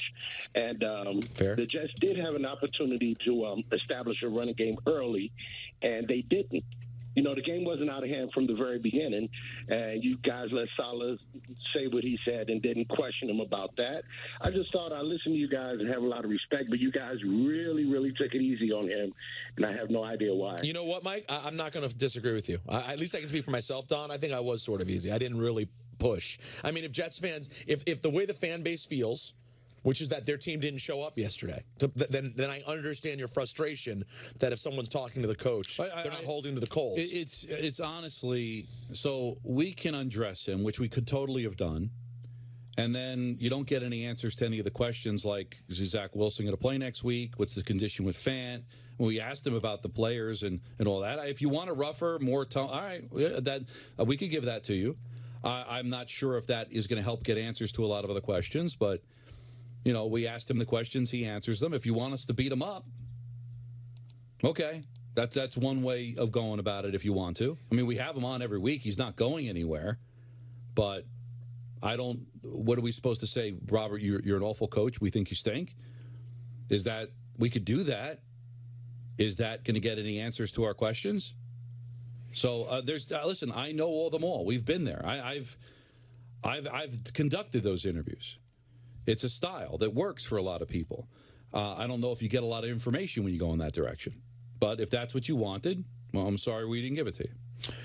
More of your calls next, 1-800-919-3776. We'll fix up Michael's situation as well. It's the K Show on Yes and 98.7 ESPN.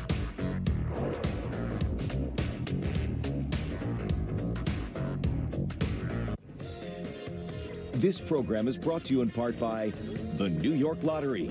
Get out there and play. In this town, you need to be productive 24/7. One truck is up to the challenge. The Ford F-150. It's the only one available with a mobile generator, with a work surface in the front and in the back. And the only one that's part of F-Series. The best-selling trucks for 45 years straight and counting. Custom order your F-150 and lock in 2.9% financing for 60 months, plus get $500 bonus cash. View details at buyfordnow.com.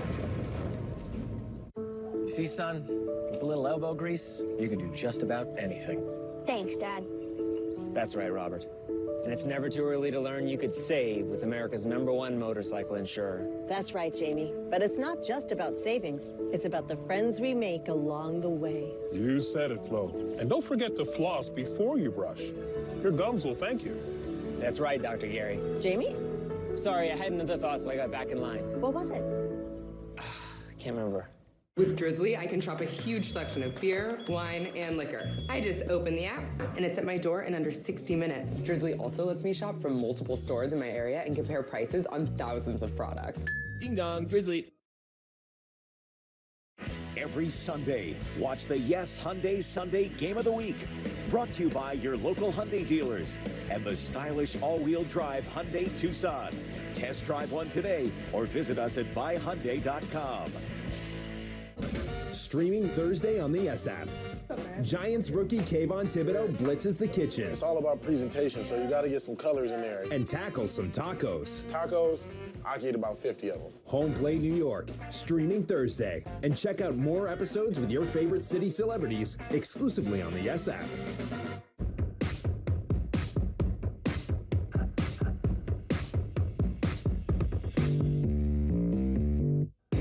They said I'll never run. Now I run marathons. They said I'll never have a job. Today, I work with global leaders. They said I'll always need help. But now, I push my body and mind to the limit. They said I'll never speak. Now I give speeches to hundreds of people at a time. They said I would never walk. Now I can jump 6 meters. They thought I'd never have a strong opinion. Now I am a board member. They thought I'll never have the courage to ride fast. Now I am a board rider. They said I would never go anywhere, but now I travel the world as an athlete and an advocate. The skills of people with intellectual disabilities go way beyond sports. We will defy your expectation. Help us build a more inclusive world. And it's Liberty Bell closest to the rail. Around the back turn, and here the horses come. Maverick with the outside. And there we go, the traffic. They come down the line again.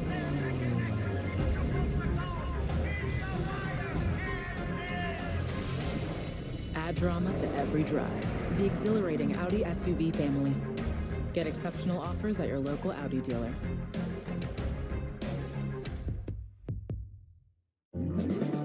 At DraftKings Casino, we give credit where credit is due, in the form of credit. Sign up with DraftKings Casino and get up to $50 in free credits when you deposit $25. That's like extra credit. Download the DraftKings Casino app or play online today. Deposit $25 and get up to $50 in free credits to use on any game. Now, roll credits. On the back staircase, you fell to your knees with tears in your eyes.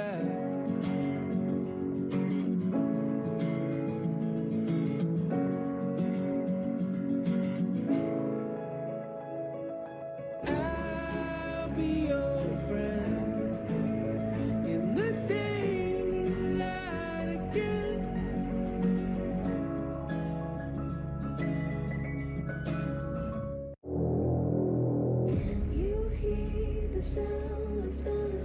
Yankees superstar Aaron Judge is making home run history. What we're seeing is otherworldly. Amazing. Now he looks to lead the Bronx Bombers to a division title in their chase for a World Series championship. A grand season continues. Don't miss a minute of Yankees baseball on Yes and streaming live on the Yes app.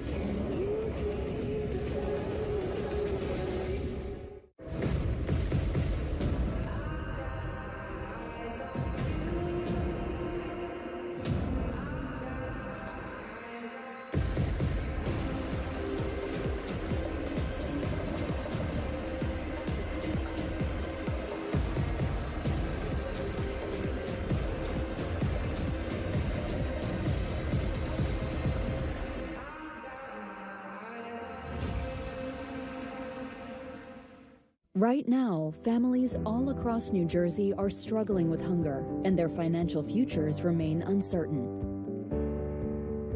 You can be the hope for our hungry neighbors in need in a time when that need is still so great. The Community Food Bank of New Jersey, the state's largest anti-hunger, anti-poverty organization, is filling the emptiness caused by hunger with food, help, and hope. Go to cfbnj.org now to join us. The Yes app is your home for streaming the Yankees on Yes. And that ball is gone. Don't miss an inning of the action anywhere you go. He makes the play. Yankees baseball, streaming on the Yes app. Presented by Miller Lite.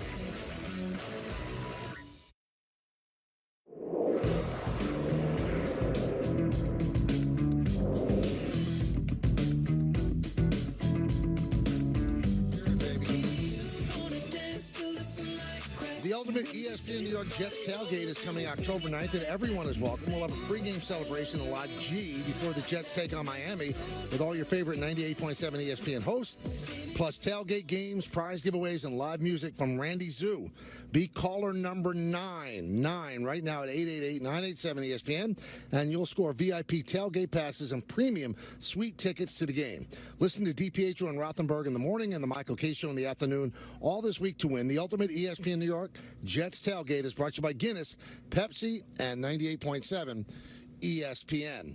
So, talk to you a little inside radio here. Lift it up and show it to me. So, this is called the Rogers Center. Rogers Communication I know where you're going. runs all of the Wi-Fi and internet in all of Canada. Don knows. I know. It would be like if you were doing a show from the Spectrum or Optimum Arena, and the internet just went. The internet went down all over the stadium. Oh wow! The whole Rogers Center went out. Yeah. The Rogers Center. Good stuff. Think about that. Think about it. Think about it. Think about it. Think about. Are you thinking about it? Do we have any drops, Anthony, of when the whole thing played out, or was it not funny? I'm gathering myself. I have not had a chance. Yeah, you got to realize. No, there's a lot going on over there. Panic for the last 20 minutes. But it was. I guess it would be like losing Wi-Fi at AT&T Stadium where the Cowboys play.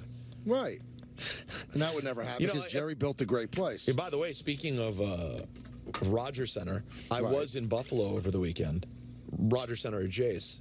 And so Don, I had to stop at the airport, get some delightful Tim Hortons. Sure. Oh, how was it? There. I don't often get a donut, but when in Rome, when I do, in this case, Rome is Buffalo, I got myself a delightful sour cream glazed donut. Oh, I love it. It was such a treat. Now, Don't get scared by the sour cream part. It was just the kind of glaze, I think. Tasted just love like a glaze. on anything. So, Don, I was asking you the Diamond Nose before the Rogers Center rudely interrupted me. Yes. Are you concerned at all with Jacob deGrom? Yes, I am. It doesn't seem to be the same lately. Gave the 3-run home run to Cruz against Pittsburgh last Sunday and was just And Darling was talking about it during the game that he watched him. I guess you know better than me at Rickey Henderson Stadium, where that you could get a really good view of the bullpen. And he's hitting all the corners, look great, and just had nothing on Saturday. And we'll see how much that cost. And they lost the game in the standings. And then yesterday, Michael, I was listening to it on satellite radio. The Phillies had a 6-5 lead. Braves tie it on a wild pitch and then win in extra innings. And also on top of that, we don't even know if these games against the Braves are going to get played this weekend. Yeah, they might have to move them because of the storm, and they might have to move Tampa Bay's game as well. Well, the Braves are going to hit Tampa. Braves will be red hot because Atlanta, it's not really so much the hurricane. It's just it's going to rain all 3 days because of the hurricane. Right. So I don't know if they'll be able to move it, Michael, because of any kind of danger that the city of Atlanta is going to be in. And the Braves are going to fight like heck because all 3 of those games are sold out. So I don't know how they're going to be able to make up these games. But to your point, since he's been going to these 3-4 pitches and kind of experimenting a little bit, he hasn't been nearly as dominant as he's been. Still very good, but he did not have it at all. So I'm just kind of curious on whether he'll be that dominant Jacob deGrom that we saw early when he came back off the injury, or whether he's going to be kind of not a shell of himself, but not quite Jacob deGrom the way he's been over the last couple of starts. See, here's my big concern. This guy is so great, otherworldly great. You know, he had 40 straight starts, which is a major league record of allowing 3 runs or fewer in his starts, right? And then he lays an egg like he did in Oakland. And you automatically think, well, he can't, when he's healthy, pitch like that. It's impossible. So then your mind starts to wander and go, well, is he hurt? Now, my mind wanders here. Maybe I'm wrong, but this guy is this close to opting out and signing a mega deal. Is he not throwing as hard? Is this why he's adding different pitches all of a sudden? No, the story goes, and by the way, last Sunday he struck out 13. I mean, he's still better than most pitchers. I'm just grading him on a different curve because I'm basically going in leading into Saturday. Saturday, he just flat out didn't have it. Right. So, I mean, the Mets spotted him a 3-0 lead. Think about that, Michael. They scored 3 runs in the top of the first inning. You got deGrom on the mound. You're thinking that's a lock win, and they get blown out. Like it was crazy. Like the bullpen didn't have it either, and it ended up being a lost night. But he has not quite been himself. But according to reports, is that Scherzer's the one that said you've got to have an element of surprise. You can't keep going with the same 2 pitches, and he's changed it up. So the feeling seems to be. Why would Scherzer do that though? Element of surprise. I mean, it's like telling Einstein to change his hairstyle. That's him. He was otherworldly with the way he was pitching. Well, why would Scherzer do that? Because I think you have to have another pitch. He didn't need another pitch for 5 years. Because you say that, Michael, but yet was it sustainable over 35 starts? We have not seen that. He was so dominant last year, only pitched half the season. You know, and maybe the feeling was if you are going, maybe it is contract related. If you're going to sign a long-term contract for big money, you got to prove to whatever team signs you that you're going to be able to make 30-plus starts a year. And can you do that throwing 100 miles per hour 11, 12 times during the course of the game, throwing nasty 96-mile-per-hour sliders? Maybe you've got to find a way to incorporate other pitches to make you overall a better pitcher. But by doing that, whether it's the adjustment or whatever, he just has not been quite as dominant over the last 5-6 starts. And it all came to a head yesterday or Saturday. It is very strange and very concerning because, you know, if they win that game on Saturday, you know, the if game, they have a really comfortable lead going into this last week and a half. And now these 3 games against Atlanta, that's going to decide everything. And one of those 3 games is going to be started by Jacob deGrom. Now, I can't kill the Mets because they're winning series. I mean, to go out there and expect to win every single day. You even mentioned how crazy it is to go out to the left coast, and the fact that they took 2 out of 3 is more than acceptable to me.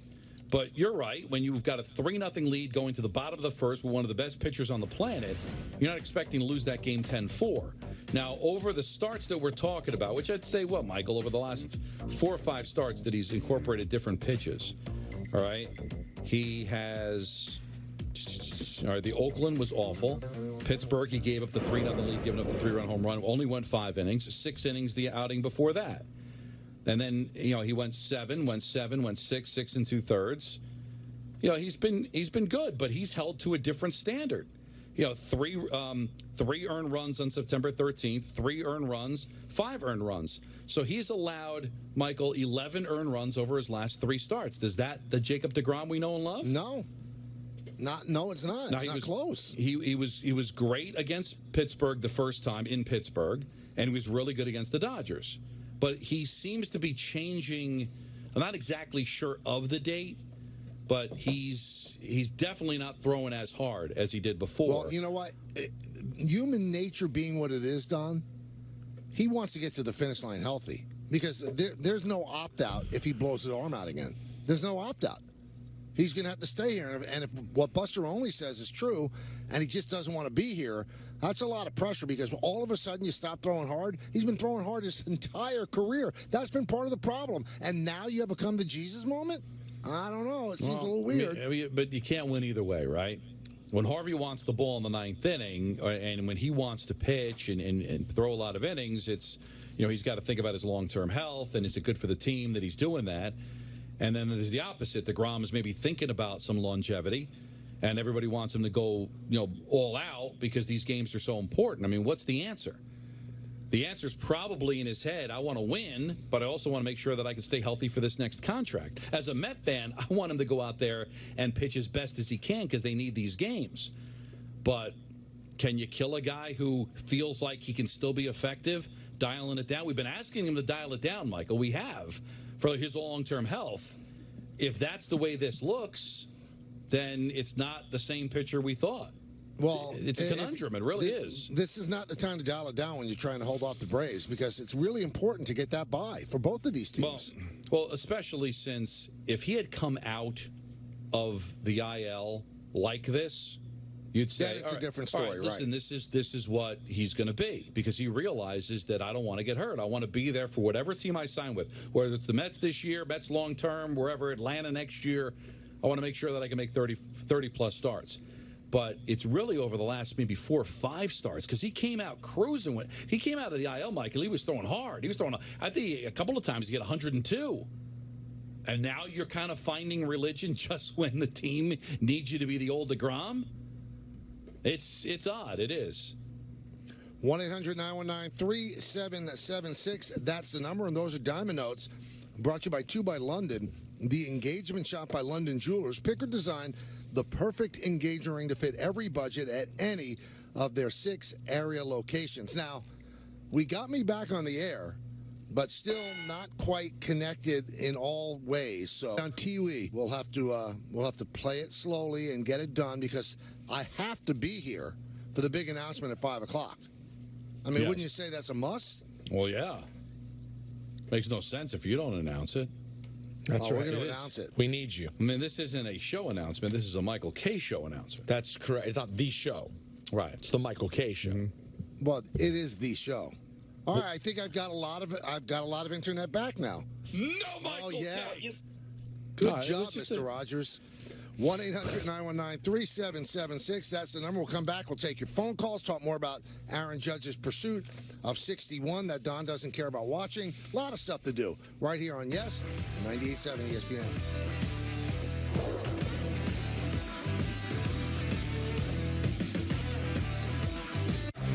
The Michael K. Show on Yes is presented by Untuck It.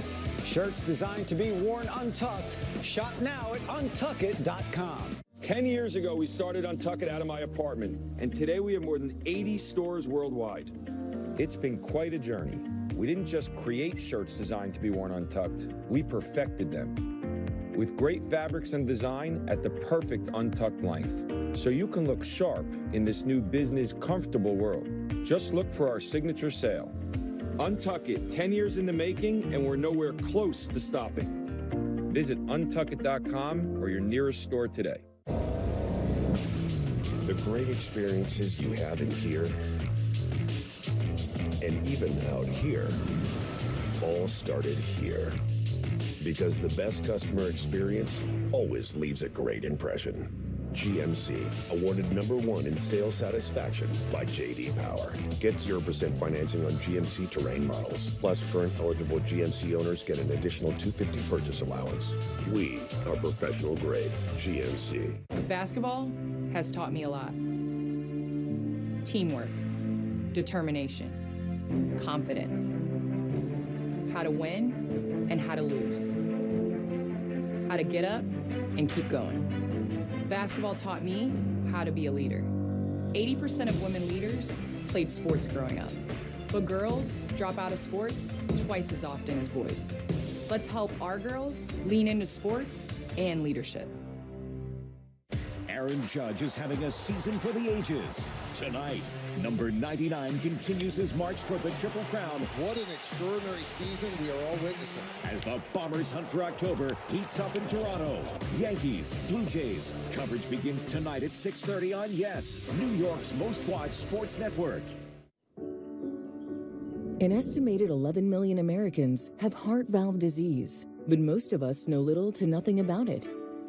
People can be born with valve problems, or they can develop from cardiovascular disease, infections, certain cancer treatments, and age, with older adults at the highest risk. If diagnosed early, it can usually be successfully treated, no matter what your age. Valve disease can cause a number of symptoms, including lightheadedness, irregular heartbeat, shortness of breath, tiredness, swelling of the ankles and feet, and not feeling like yourself in general. But is often only detected when your heart is listened to by a healthcare professional.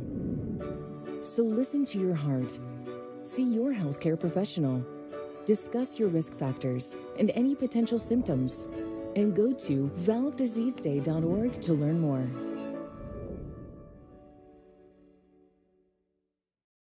Every Sunday, watch the Yes Hyundai Sunday Game of the Week. Brought to you by your local Hyundai dealers and the stylish all-wheel drive Hyundai Tucson. Test drive one today or visit us at buyhyundai.com.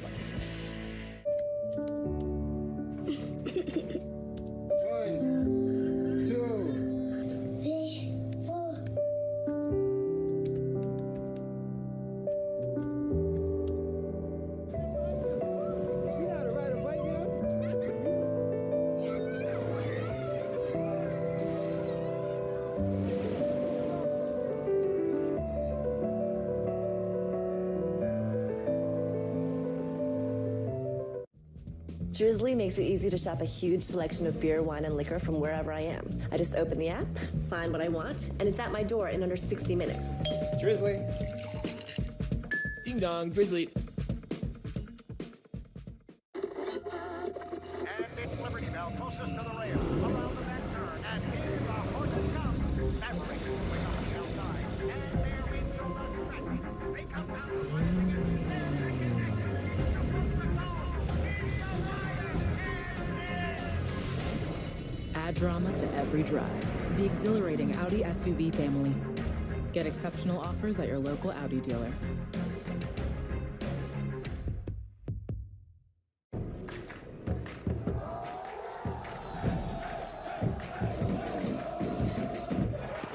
Big shot saved by Sean Johnson. Now in for Tyler Spandau. Elisati Rodriguez. A second half onslaught by New York City. 1, 2, 3. Wait. That's what we do, baby.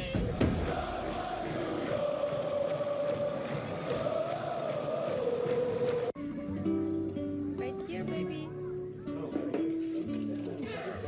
The sooner you recognize the signs of autism, the sooner you can make a lifetime of difference for your child. Start by answering a few simple questions at screenforautism.org.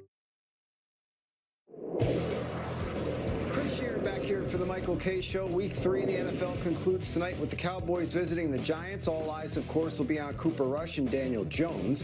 Yesterday, all eyes were focused on the performance of a couple other quarterbacks. Lamar Jackson of the Ravens, who became the first player in NFL history with 3 passing touchdowns and 100 rushing yards in consecutive games.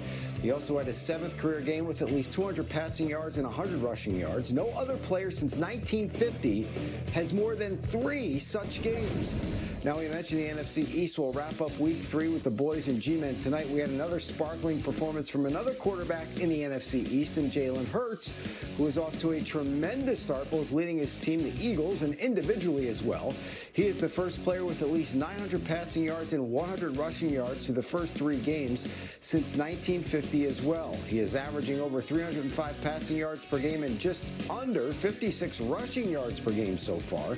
No player has ever put up 300 passing yards and 50 yards or more rushing per game for an entire season.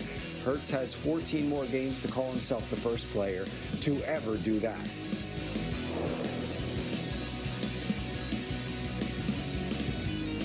Two-night hotel stay and VIP tailgate passes at the Tundra Trio. Be listening to the Michael Kay Show every day through September 30th with a qualifying phrase of the day found in the New York Daily News every morning. The first caller to correctly identify the phrase of the day will be entered to win the grand prize trip to Green Bay for 2. Head to nydailynews.com/contests for more info. We have Steve Young coming on at 5 o'clock and also a big announcement in the 5 o'clock hour. Let's go to Andrew in Long Island. Andrew, you're next. Hey, guys, can you hear me? Yeah. Oh, yeah. Great. Love the show, guys. Appreciate talking to you. Peter, Happy New Year.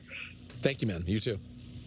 Yeah, thanks. Appreciate it. So, Don, I'm basically your age. I'm a 53-year-old, believe it or not, Pittsburgh Pirates fan who grew up on Long Island. Okay. And I'm driving the family to Rosh Hashanah dinner, and I thought I heard you say that Barry Bonds was a good guy in Pittsburgh. Was that what you said? Because that is completely false. I said engaging, like he was a little bit, had more personality than this guy that wouldn't talk to anybody, stewed, seemed mean, bad guy. That it seemed like he has a little bit more personality. He was a bad guy. All right, well, you know what? What was he doing in Pittsburgh? Well, he had a big blowout on the field with Leland, correct, right? Mike. With Jim Leland in spring training, Leland threw him out of spring training. Yes, I mean he went bad on Bill Verdon, who was the beloved Pirates training camp instructor, and Verdon asked him to do something, and Barry Bonds just exploded at him. So Leland threw him out of training camp. There's a video of it. You guys can watch that on YouTube. But he was not a good guy. And a lot of it had to do with money. They weren't paying him. I get that, but it's far from the truth that he was engaging or generally considered a good guy when he was at Pittsburgh. I get the fact that it changed when he was in San Francisco, but not beloved in Pittsburgh by any. And in any weird, way, shape, Andrew, I don't know if you watched K-Rod yesterday, but he admitted that he was a jerk even in San Francisco. He said, I didn't like my teammates. I wanted to go, I did my job and went home, and I didn't interact with them. And, I'm not saying he took pride in it, but if this guy, right, stepped forward, like on a show like yesterday, and just, cleared the air, with his knowledge of baseball, he's like a baseball PhD savant. He could have a career in broadcasting like you wouldn't believe. But instead, he's been asked a question 15 years ago, and that's it. He doesn't want to answer it again. That's it. And you see how coming clean has helped Alex. Yeah. And even Clemens. Clemens has addressed it. You can ask Clemens anything you want. Now, whether you think he's lying or telling the truth, he's answering it. And he's kind of acclimated himself back into baseball society. Barry Bonds, it seems like he likes to be an outcast. Well, just when you were off, Peter said he was really surprised how engaging Bonds was on the show last night. And I said, I've seen that side of Barry, like watching Giant games when he'd go into the booth or they'd do one-on-one interviews with him. And I felt like before PEDs, he was maybe he was obviously a bad guy from people that were around him, but I felt he was a little bit more engaging. But then once everything started happening with the home run rate, you couldn't touch him. He was completely inapproachable, and that's what people remember about him.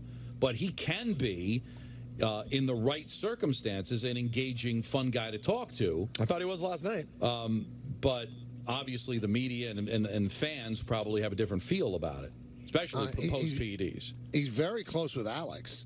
And Alex told the story about when he was suspended. He reached out to Barry Bonds to help him. And then Bonds just told a story that I didn't even know. I don't know if you consumed the whole thing, Peter, but he said that he was, a couple of minutes away from signing with the Yankees. He said he loved playing in Yankee Stadium, and then cavalierly, Don, just said, yeah, I would have hit 800 home runs there. I mean, I guess that's not so hard to figure out. He finished with 762, and the San Francisco's ballpark is a bear for a left-handed batter. So, I mean, he just run into one halfway and get it out in Yankee Stadium.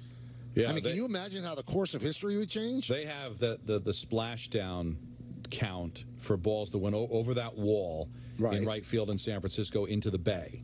I think he's got half. I think it's like 92 is the number, and I think he has at least like 40, if not more, of them, because he made that ballpark play like Fenway. Like it's amazing.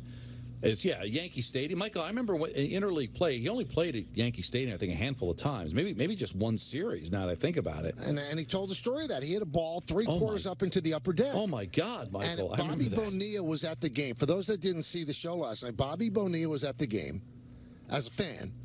And he came up to Bonds and said, Ted Lilly's going to go after you. And Bonds said, what? He said, no, he's not pitching around you. He's going to come after you. And Bonds goes, no way.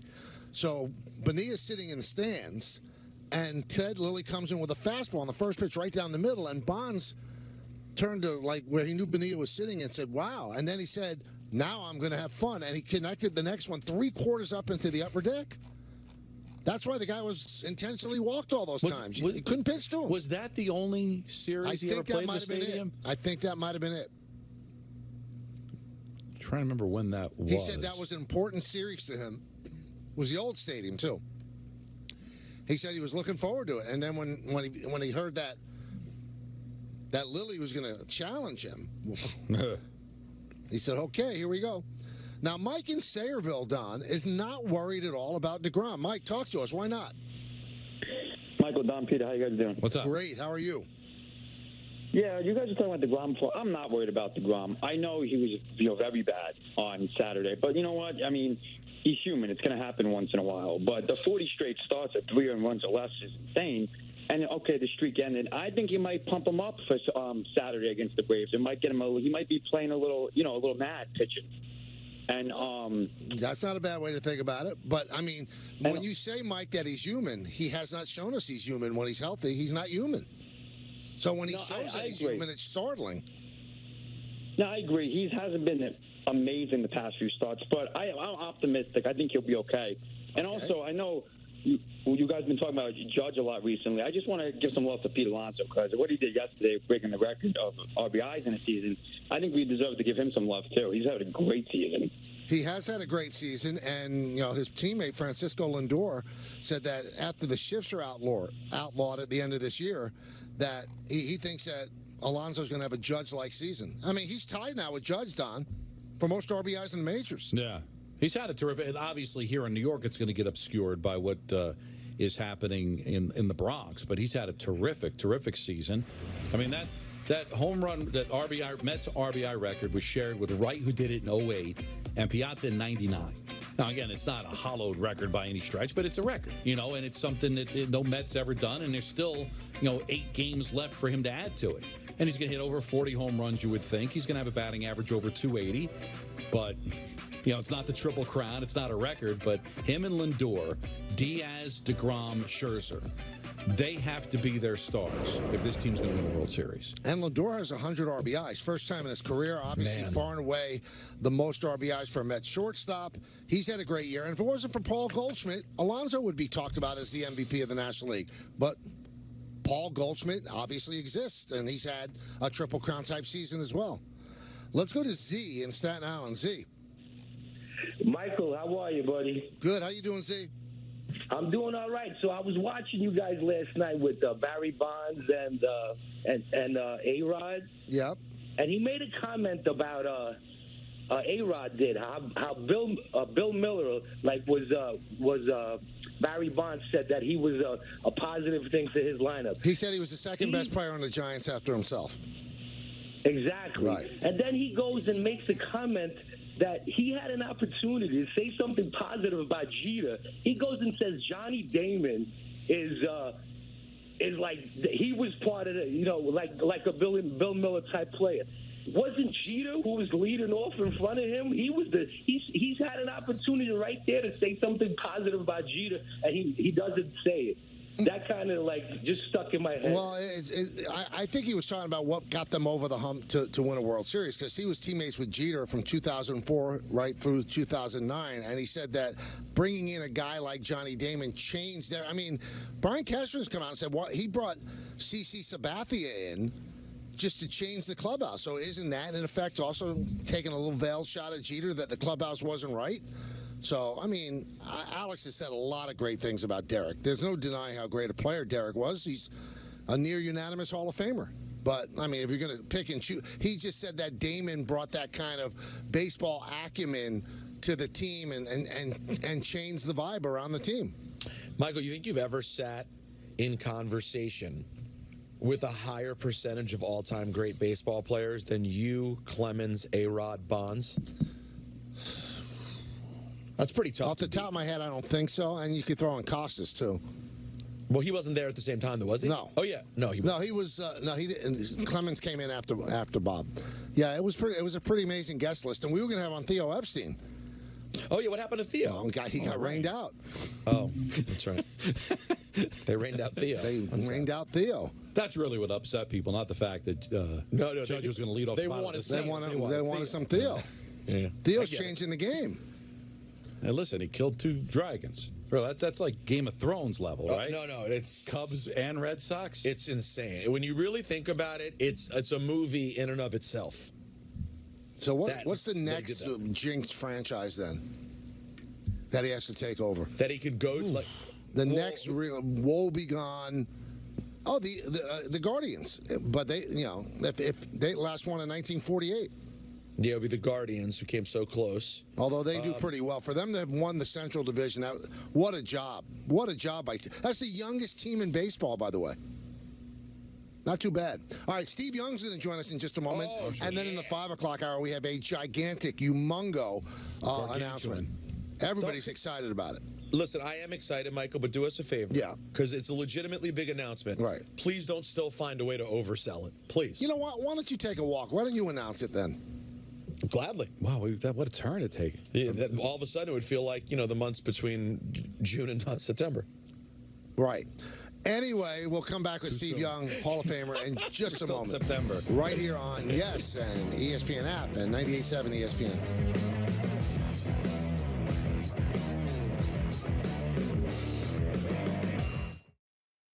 And it's Liberty Bell closest to the rail. Around the back turn. And here's our horse that comes.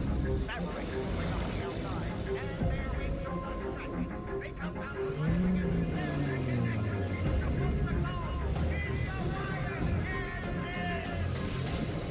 Add drama to every drive. The exhilarating Audi SUV family.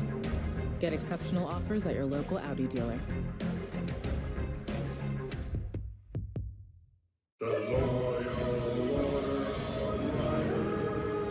Riders, let your queries be known. Yeah, hi. Instead of letting passengers wrap their arms around us, can we put little handles on our jackets? Deny. Can you imagine? I want a new nickname. Can you guys start calling me Snake? No, Brian. Denied. How about we all get quotes to see if we can save with America's #1 motorcycle insurer? Approved. Cool. Hey, if Brian's not going to be Snake, can I be Snake? No. At DraftKings Casino, we give credit where credit is due, in the form of credit. Sign up with DraftKings Casino and get up to $50 in free credits when you deposit $25. That's like extra credit. Download the DraftKings Casino app or play online today. Deposit $25 and get up to $50 in free credits to use on any game. Now, roll credits. 10 years ago, we started Untuck It out of my apartment, and today we have more than 80 stores worldwide. We didn't just create shirts designed to be worn untucked, we perfected them. But we didn't stop with shirts. We also created so much more, from polos to sweaters to pants. We even have a line just for her. So everyone can look sharp in this new business comfortable world. Try the original Untucked shirt and more today. Visit untuckit.com or your nearest store. 1, 2, ding ding ding ding ding ding ding ding ding ding ding ding tiki tiki tiki tiki tiki tiki ow ding ding ding ding ding ding ding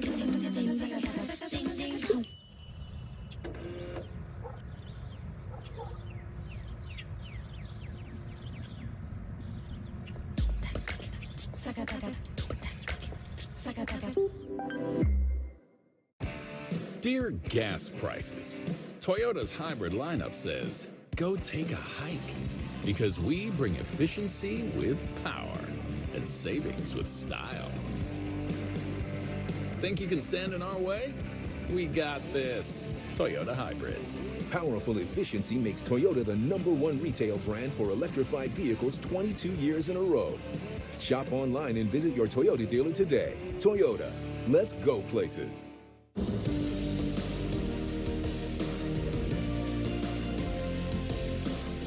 The closing in Yankee Stadium was very emotional. I just sensed a sadness, but a warm sadness by everybody that was there. This was the home of champions. You knew that this game was going to be the last game. And I thought the perfect capper for the night was Derek Jeter's speech. He grabbed the mic, and I thought he really summed everything up beautifully. For all of us up here, it's a huge honor to put this uniform on every day and come out here and play. He spoke from the heart. He did it beautifully. He did it economically. And it was a perfect emotional end to a very emotional day. So on behalf of the entire organization, we just want to take this moment to salute you, the greatest fans in the world.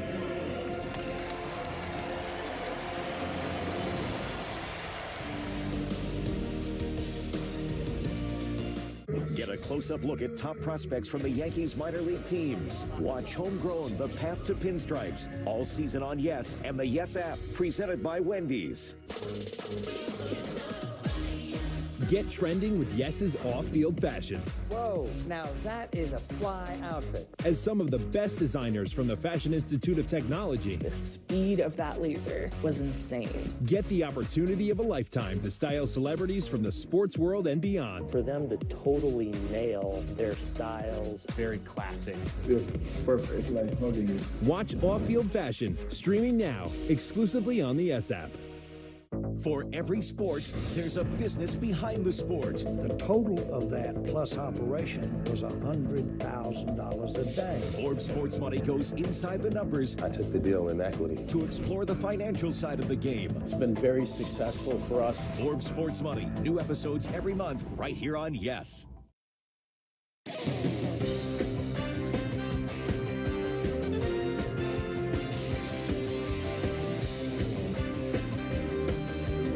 Whiskey, and the Hall of Famer Steve Young joins us now. Steve, how you doing? All right, great, guys. How are you guys? Do you care about Aaron Judge's home run chase? Because you played baseball. Yes, it's fun. It's fun. Yes, I love those. Reminds me. I mean, when I was growing up, we used to bring in when Muhammad Ali and Joe Frazier fought. They brought the TV into the classroom. Like there's some big moments as I grew up, and I can't remember who was chasing. Was it Henry Aaron? Probably right around when I was in grade school. Yeah. They brought in the TV. He didn't make it the day that it was a day game. I think he was, and every time he came up, they bring the TV wheel it into this classroom so we could see this history. And then he did it at night. I think it was a night game when he did it, so we didn't see that. But it's just fun. These are the yes on all counts. Well, take us through as a professional athlete that. Not that he's succumbing to any pressure, but just you're a team guy. It's an individual record. You know, you want to do it at home. You feel like you disappointed the fans because now you're in Toronto. The Maris family's following you around. Like, can it just kind of get to you that you're such a team guy and yet everybody is looking at what you do as an individual? It takes you to a different place. He's going to be more mature for going through this because it's tough. And, the whole world's watching, and you got to go up and you got to hit a home run. Like, you got to win a game. No, we got to, advance the runner. No, you got to hit a home run. No one on the team, Don, is knocking him for anything. They're encouraged. I guarantee you, they're all in on him getting this record, and there's nobody on the team that feels funny about that. But everything else is really hard, and especially expectations. Family members go in for the weekend. You don't get it. Now they got to go home. Do we go to Toronto? It's just this is when you're a superstar and you stay a superstar over a period of time. You develop a maturity that very few humans have.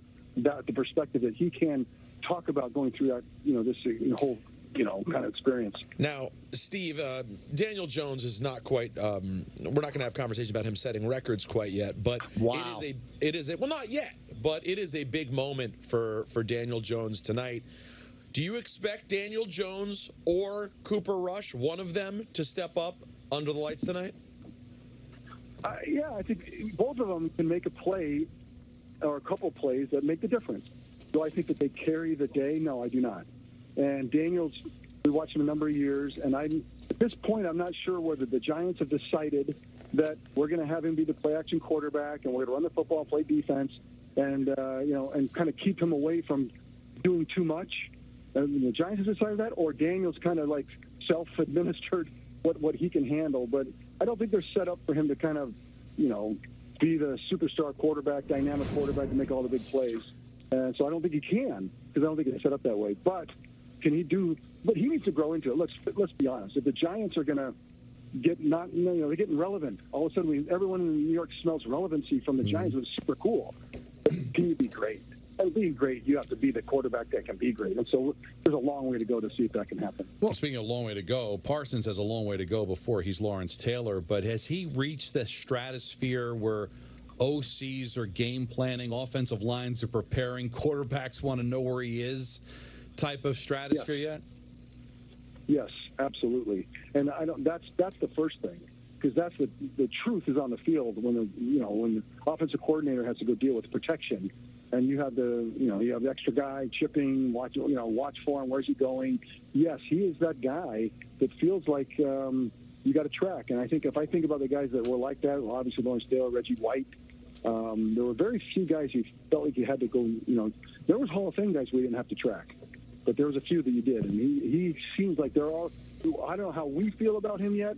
We're still checking him out, but I think offensive coordinators are done checking him out. They recognize who he is. Let me get back to Daniel Jones, because that intrigued me. It almost seemed like you were intimating, I don't want to put words in your mouth, that the Giants are looking at him as a game manager. Well, if that's the case, Steve, that's an epic fail of a draft pick that high. You can't pick a guy sixth and expect him to be a game manager. You want him to be a star. Yeah. Michael, how many? Let's do the data. Let's figure out the facts of top of the first round draft picks and how many guys actually go the distance to become, great quarterbacks or Hall of Fame quarterbacks. The numbers are so small. The odds are against them from the beginning. So I get what you're saying, but we're in process. We're in the fourth year. I've seen maybe in the fifth. But I believe that everyone's seen him enough that if who he is not going to dramatically change. And I keep hoping for change. Like tonight, I really do hope that he rises up and does things that his athletic ability can accomplish, and that's why everyone keeps hanging on. The processing and actually taking the moment. And I wonder, to your point, and maybe you caught me on something I really do believe, I wonder if the Giants had decided that we're not going to lean into him growing. We're going to manage him and force him to be the manager. And look, if you can be a relevant football team and win some games and be in that mode. That Tannehill's that way. There's a number of quarterbacks that are in that spot. That's not like there's a lot of teams that are in a worse spot, but it's not the single digit numbers of people who you need to have a chance at the Super Bowl. That's not where he is right now. So let's say he has a Danny Cannell type of season in '97 where the Giants win the division, but they don't really have the quarterback. I mean, are you going to franchise him? How do you get a quarterback when you're selecting 20th overall in the draft? Like, what can a good season managing through do to the future of the quarterback position for this team? Well, that's why the 49ers, they thought that they had a team that was going to be in the upper echelons of the league for the next 5 years, and they were down 1 year because of the injury. But they went to number 3 to try to get the guy that was generational. And so look, we don't know. I don't know. You don't know where the Giants are on this. But if they have already made this decision, it's the best he can be is a solid B quarterback. Look, there's a lot of teams that don't have that, so that's fine. But if he can't be that A-plus quarterback that you need to go to the Super Bowl, that's what you ask the questions when we have to start rethinking quarterbacks. And that's where no team wants to go rethinking quarterbacks. But Look where the Seattle Seahawks are today. Like they're going to be dreaming up ideas about quarterback for a number of years. Patriots were looking for 4 or 5 years of it, then Mac Jones fell to them. But so there's a lot of teams that are just wandering in space looking for that guy. Oh yeah. The Giants don't want to be there. The Giants have a guy. He has the talent. You've seen the physical, athletic talent. Now, what about the processing and all the parts of it to be great? And that's what the question goes back to your original one, right? Have the Giants made the decision they just wanted to manage, or are they still looking for him to kind of expand his game and he just hasn't? So it's interesting. I'd love to find the answer to that one. Steve, how impressed were you with Jalen Hurts yesterday? That's 3 straight now that this kid looks like he's on a different level than he was on last year. Yeah, it's a revelation. He's a revelation. I mean, he and Tua are there are coaches in the game today, and we talked about this last week, I think, about just where the game's headed.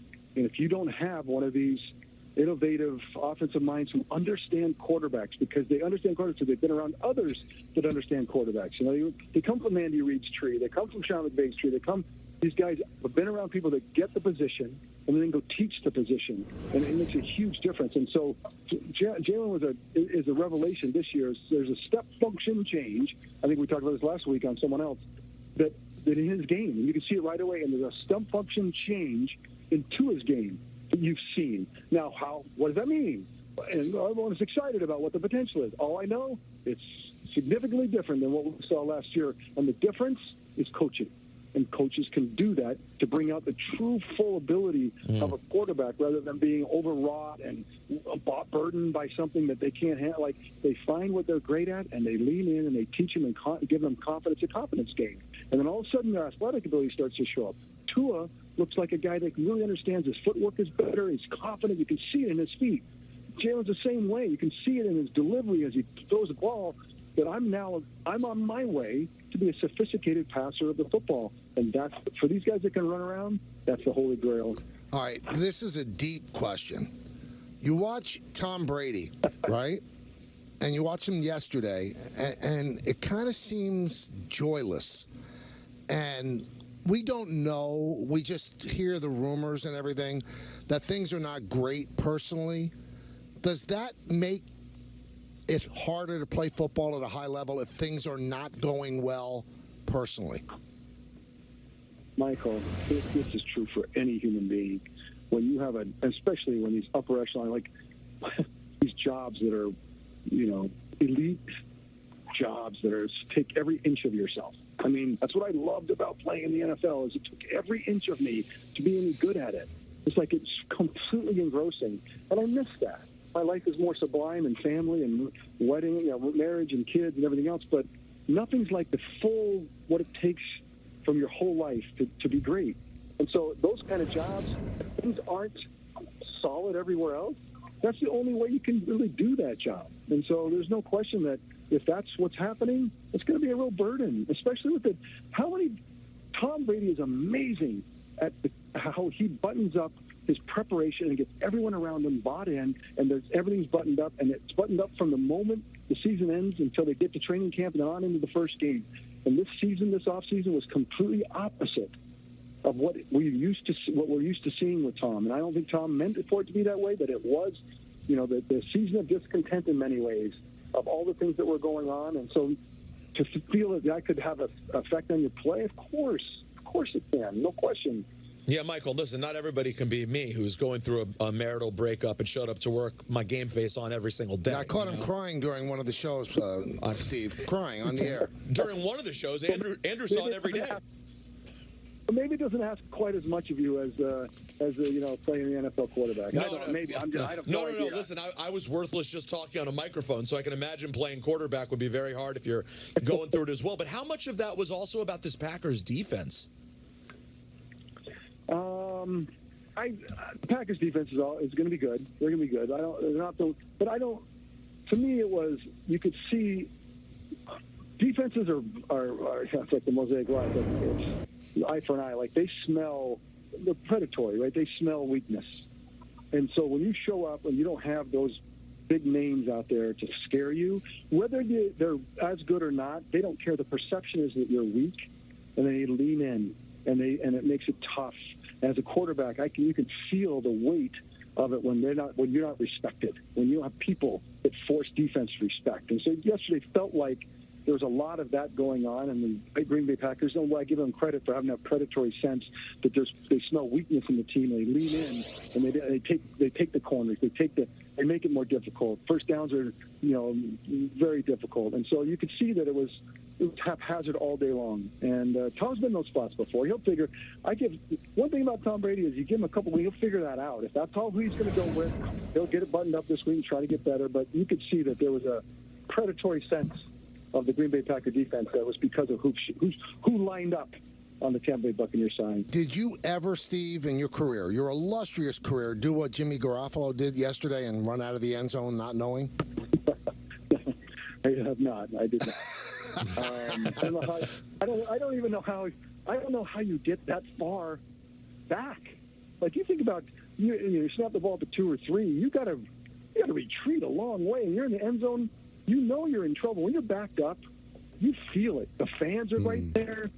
You can smell it. It's like it's tough. And so the idea that you're just rolling back and just miss the end line, I feel bad for Jimmy because he obviously spent the offseason rehabbing, not getting ready to play. He sat throughout training camp as a non-participant to even thinking that he was going to be a part of it.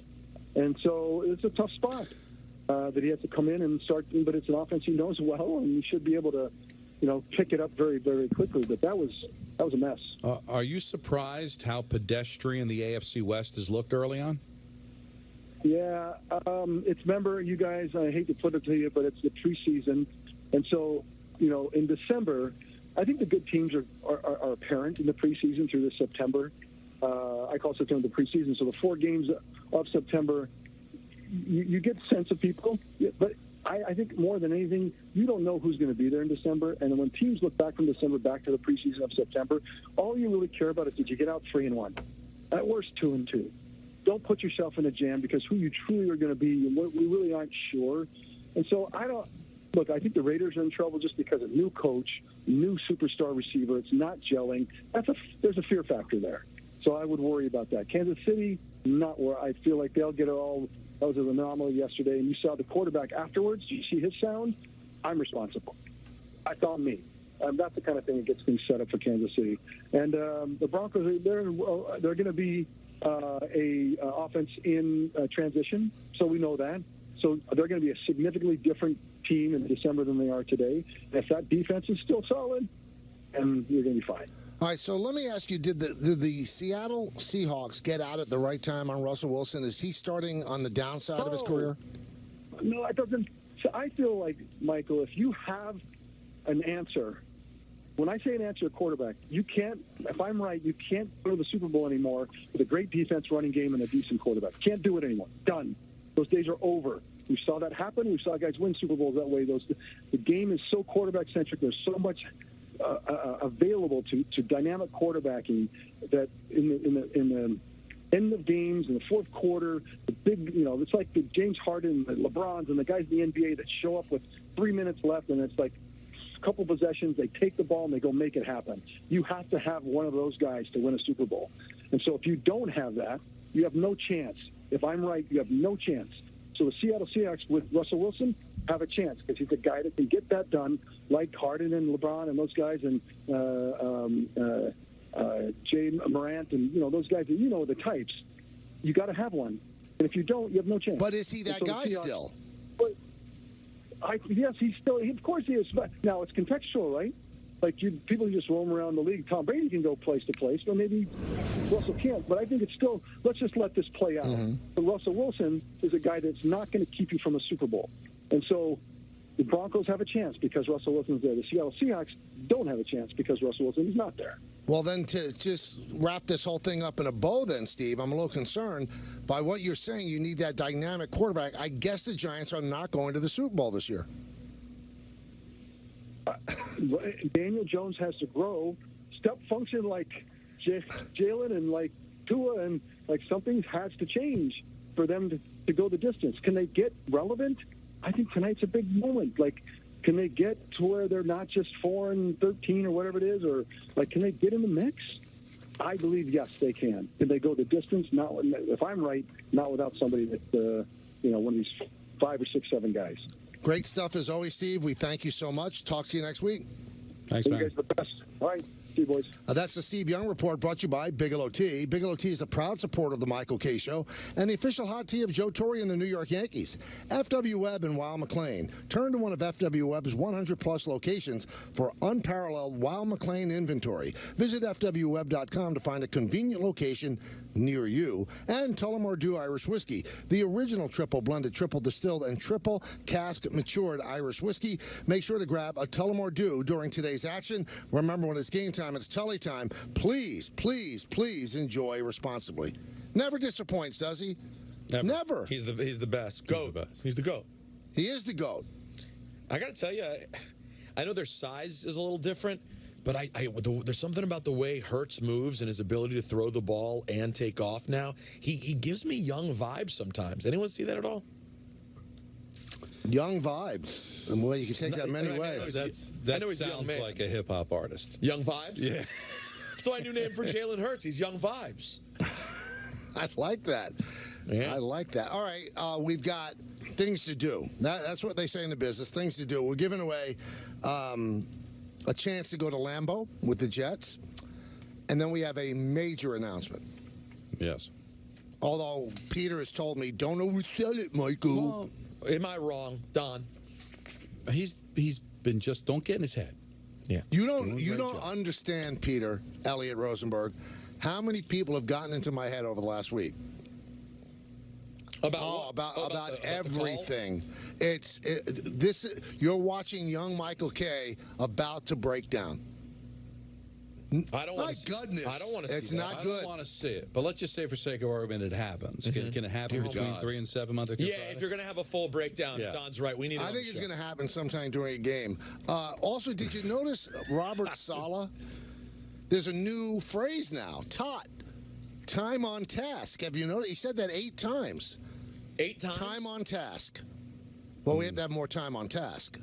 Let's go do more time on task. Tell like the Coughlin green zone. You wouldn't call it the red zone. It'd always be the green zone. Time on task means you got to work on stuff. Okay. I think you could make a song out of that, Peter, on the next album.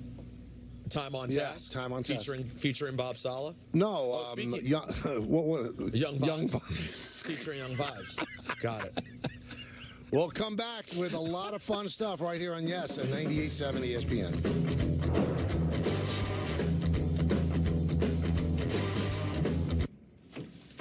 Okay. Nuggets? We always have nuggets.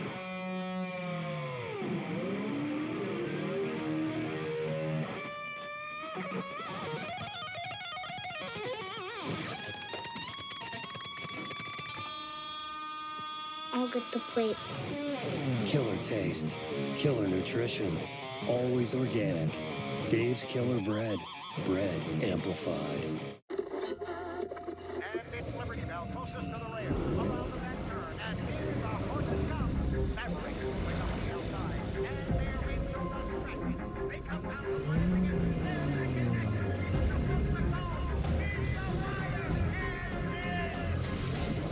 Add drama to every drive. The exhilarating Audi SUV family. Get exceptional offers at your local Audi dealer.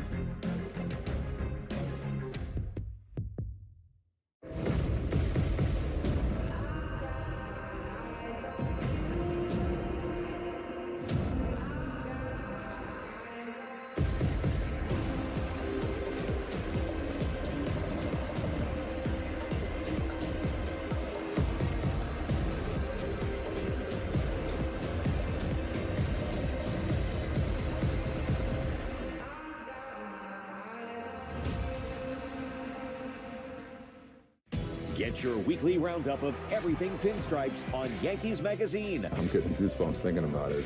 New episodes every Wednesday on Yes and the Yes app. Streaming Thursday on the Yes app.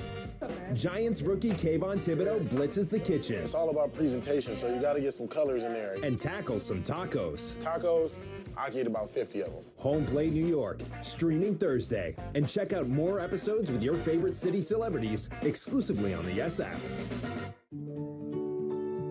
1 in 4 Americans today are living with a disability. I'm one of them. I care deeply about creating a world we can all fully participate in, free from stigma, misperceptions, and barriers. And we've got a trusted ally on our side, an organization we can rely on, Easter Seals. Rooted in communities nationwide, Easter Seals helps empower millions of people, regardless of age or disability, through its life-changing services and powerful advocacy. Today and every day, Easter Seals is leading the way to full equity, inclusion, and access to healthcare, employment, and education for people with disabilities, families, and communities. That's my Easter Seals. Make it yours. Learn more and get involved at easterseals.com.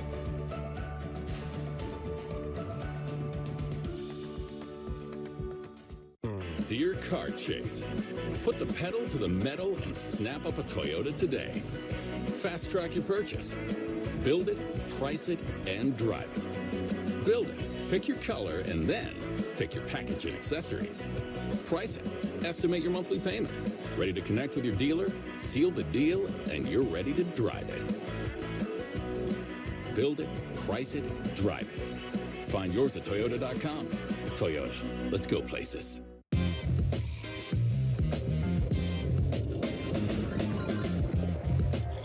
Here or there, live or on the go, day or night, spin the reels or just chill.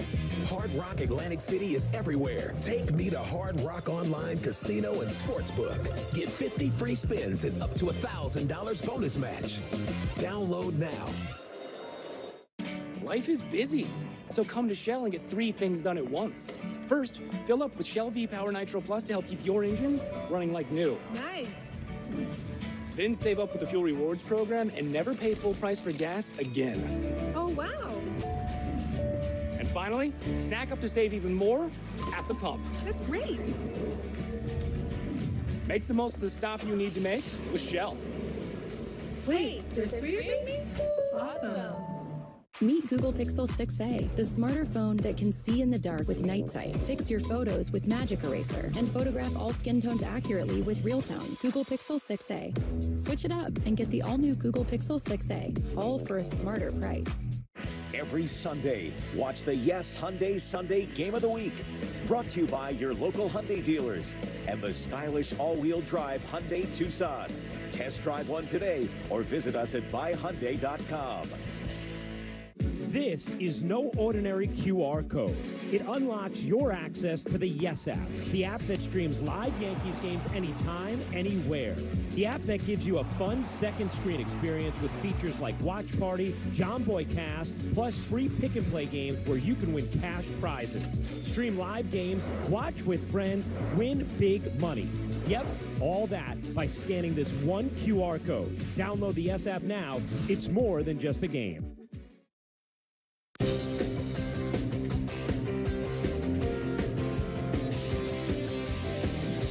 Very quickly, New York Yankees injury report brought to you by Total Orthopedic Spine and Sports Medicine.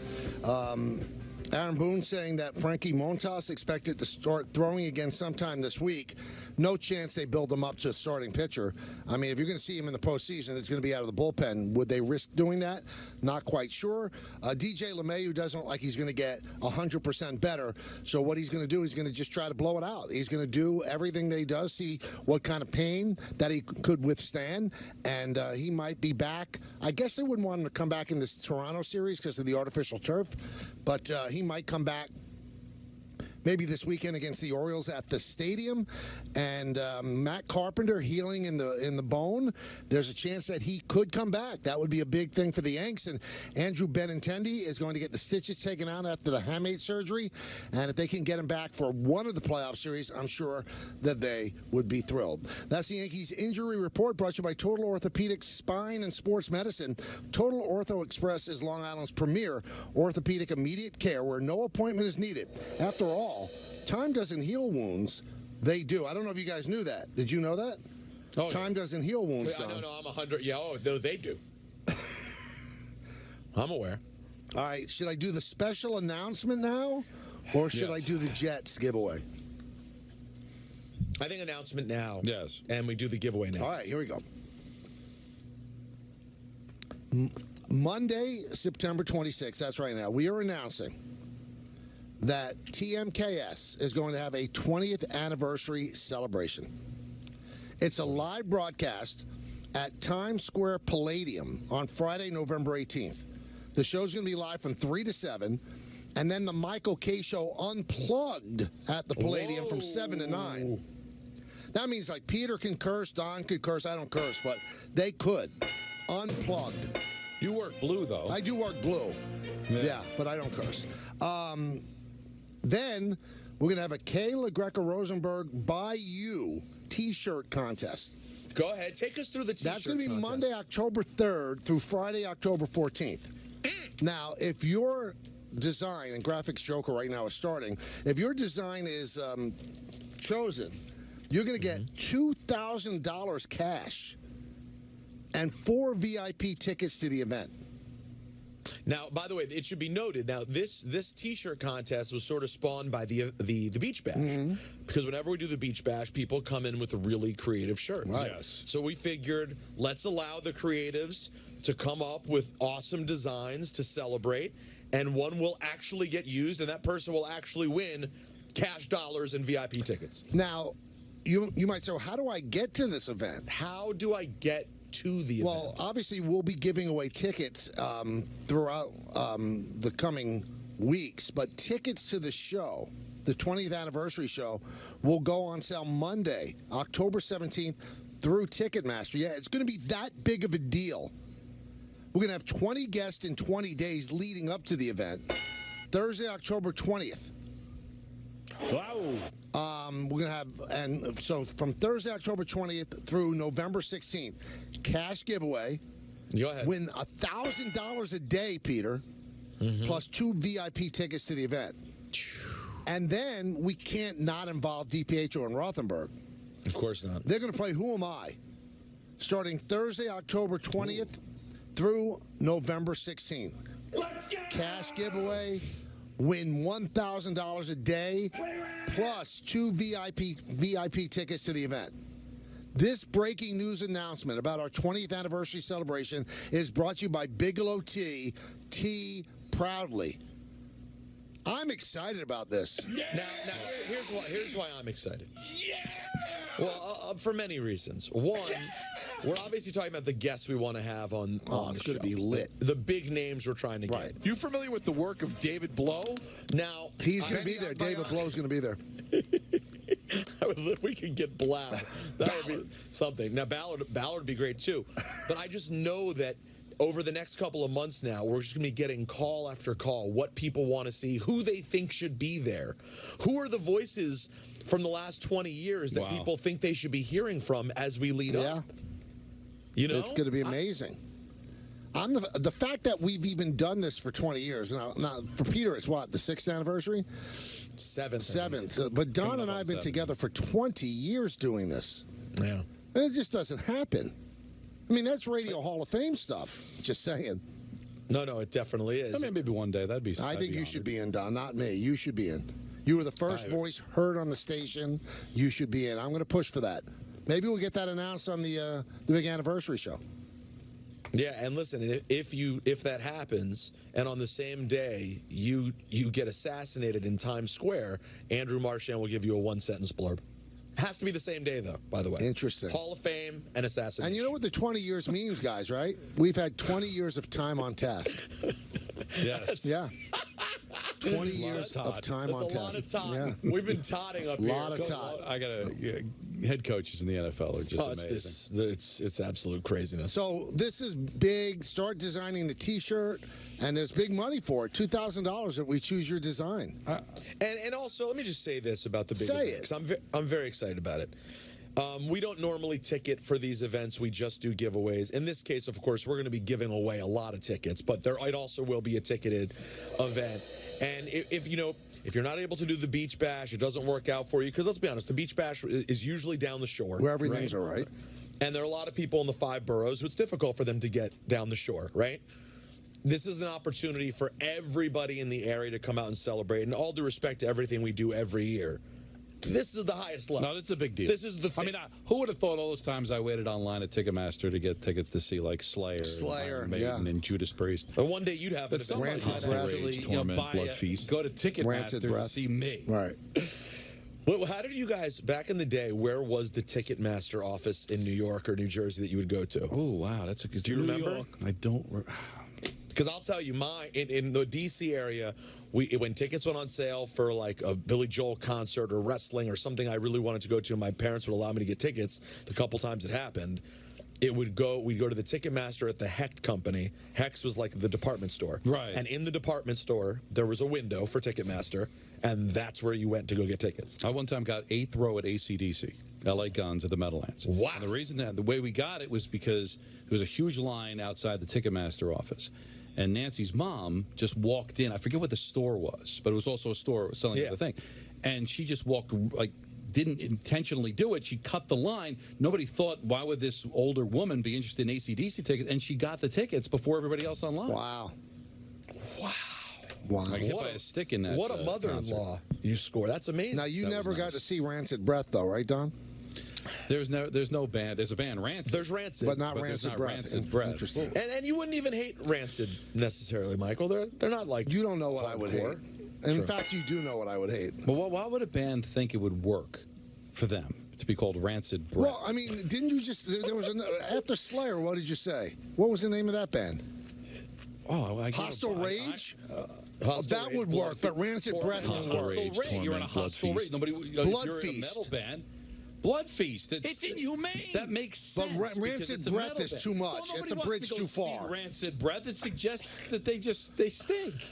You know what? I was going to save it for later, but this is when I should probably announce it. We are going to be having a live performer that night, and it is going to be Rancid Breath. There you go. So it's going to be something. There's no Rancid Breath. I can't wait to see what they do on Iron stage. Maiden, Judas Priest. What's the matter with those names? Nothing. All right, so enjoy that. We're going to enjoy it. It's going to be a big month, 20th anniversary coming up. Let's go to Frank in Nutley. Frank. Hey, Michael, how are you? Good. How are you? Not bad. If I get a minute, no. And then you got whatever you want. I called a couple weeks ago and brought up how you let Salah off the hook about Mims, him babbling. He's a big part of the team, special teams, whatever. Hasn't suited in 3 weeks. Leave that to the side. The general manager and him, something going on there, because how many guys got signed? They made a big deal about it. How many guys the Jets cut and got signed across the NFL? We keep Mims. Why? Let me just go the next week. You guys, he did not talk about the media when he said angry. He said 8 million angry people living on an island or something like that. He is talking about the fans. He said it again today when he talked about, he's an excuse maker, guys, about some part of the game. If the Jets scored, the fans were dead, like we were losing 45-0. His snarky comments, he said again, something about angry.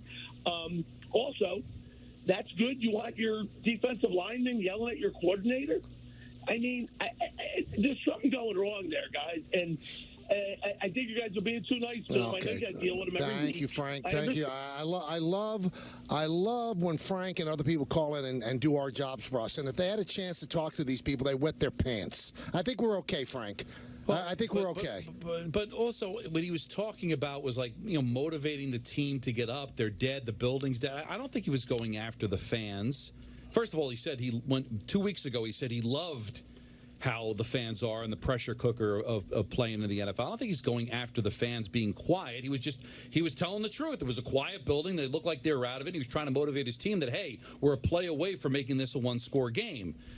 Listen, you don't like Salah. I don't expect you to like Salah. He's losing. All right, we've been through this before. This is not our first rodeo. We're having our 20th anniversary. So we went through Gase, and we went through Bowles, and we went through Rex, and we went through Mangini, and we went through Herm, okay? We've been there. We've done that with all of these coaches. We know how it works. You hate them, you can't stand them, and then if they beat Pittsburgh, we're going to get a bunch of phone calls how the team's turned it around, and now Wilson's the guy. We've been there. We got questions to ask. We got the answers. We move on. If you want us to destroy them, we could do that. We're not scared to do that.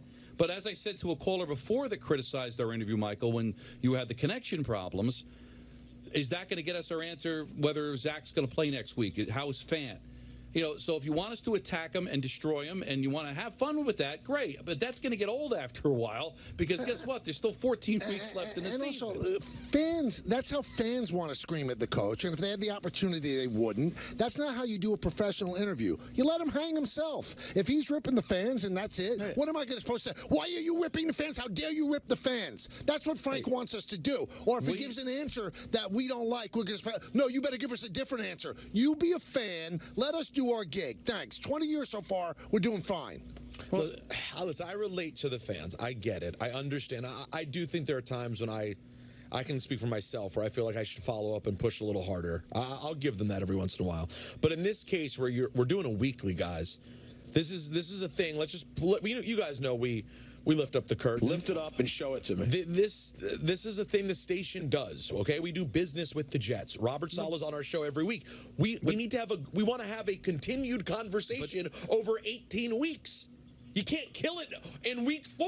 What if by week 8 they have a great record and all of a sudden the guy can't stand you because you beat the hell out of him for the first 7 weeks? There's different ways of doing it, Peter, and it's not even me. I mean, I had a relationship with the Jets. It's not about, well, we don't want to hurt the partner. We'll ask the questions. And like Michael said, if he wants to bury himself, bury himself. We don't have a dog in the fight. Right. We're going to ask the questions. He answers them. And if Frank wants to hate him for them, well, then I guess we're doing our job. We're trying to get responses. You get the answers. And then you do what you want for him. But if you think that, it's a weekly spot of us, our chance to throw full beer cans at his head for 20 minutes and then move on, well, is that really getting the answers to the questions and getting what we're supposed to get out of the coach? It might make you feel good for 5 minutes, but are we getting the information that we need? And also, hate him if you want, love him if you want. Honestly, what does it matter to me? Like I said, it's a laundry list of coaches, Michael, we've interviewed here, all right? And there'll be one after Saleh and one after that. I don't plan on going anywhere. Do whatever you want with him. I don't have a rooting interest in whether you like or hate him. Just ask the questions we have to ask, and he answers. And maybe Peter does. He's just revealed that I never pull a punch. If I want to ask a question, I ask a question. I don't care about the relationship. It is what it is. If he's a big boy, he can take it. Couldn't take it? Adam Gase couldn't take it. That's why he didn't do it the second year. Showed he was a loser. Let me clarify, too. What I was saying earlier was not that we have to play it that way because it's a business partner. We don't want to mess up the relationship. What I'm saying is the contract signed. We have him for the whole season. So how do you want the whole season to go? You know what I mean? I'm not trying to say that I'm scared because the station does business with them, but we're going to be doing it every week. So let's make the most of it and get the... Listen, was the answer he gave weak on not being upset with Quinnen Williams absolutely embarrassing their defensive line coach? Yeah, I think that was a pretty weak answer. But you can give that. You can totally have that interpretation of it. ESPN New York and the Daily News are giving you the chance to be at Lambeau Field when the Jets take on Green Bay, including round-trip airfare, 2-night hotel stay, and VIP tailgate passes at the Tundra Trio. Be the first caller right now at 888-987-ESPN to correctly identify the New York Daily News qualifying phrase of the day, and you'll win an ESPN New York prize pack and be entered to win the grand prize trip to Green Bay for 2. Make sure you tuned into the Michael Kay Show every day through Friday, September 30th, with the qualifying phrase of the day found in the New York Daily News. For full contest rules, go to ESPNNewYork.com. I've been reminded by many people that our Ticketmaster was at the Ridgewood Books, which Michael. I think you did a signing there. I did it virtually because it was during COVID. That's I'm sorry. Yeah, the same. All right, let's take a brief time out. We'll come back. We'll take some phone calls. We have Ian, and after that, it's Kay, LaGreca, Rosenberg, and you on Yes and 98.7 ESPN.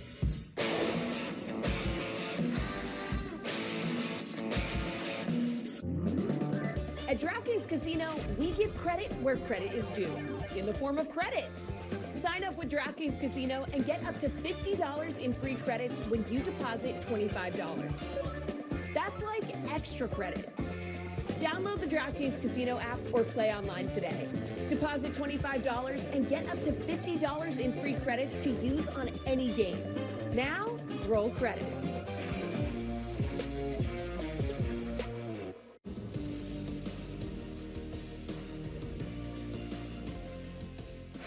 Two. He loops that to left field. Going to be a tough play. Jeter on the run, makes the play. Wow. And flies into the stands. Oh, Oh, what a play by Derek Jeter. That one's driven into right center field. Giving chase is Millar. He can't get there. Sierra's going around third. They're going to send him home. Here he comes. He scores. The Yankees have tied the game at 4. Oh, my goodness. What a game. That one's drilled deep to left field. The Yankees will win the game. A pinch hit single for Flaherty. That's one of the greatest games you will ever see. The Yankees win 5-4 in 13 innings. Oh, what a game. When I was younger, I may have did some stupid things. Even committed some crimes. Even got shot. But I'm not a criminal. I work for youth advocate programs, yeah. I was Tamani's advocate, helping him stay out of jail, stay in the neighborhood, and get a job. As a little kid, I experienced trauma and I acted out. Made some mistakes, but I'm not a mistake. No, she's a good student and a great kid. As Jalen's YAP advocate, I'm always here for her. Lots of times I'm told what I can't do. What's impossible for people like me is enough to make you lose hope. But I am not hopeless. No way. We're working together to help Gavin see his talents and his future. YAP is a community-based alternative to youth incarceration, congregate placement, and neighborhood violence. After completing our program, 86% of participants were living in their communities, arrest-free. And now, I'm a YAP advocate, helping kids like me find a better way. Youth advocate programs. Others talk social change. We make it happen. This is fall in New York State.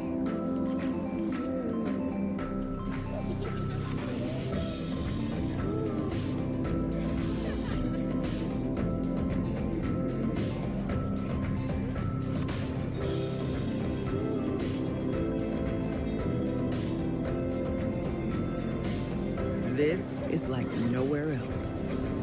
Plan your getaway at iloveny.com.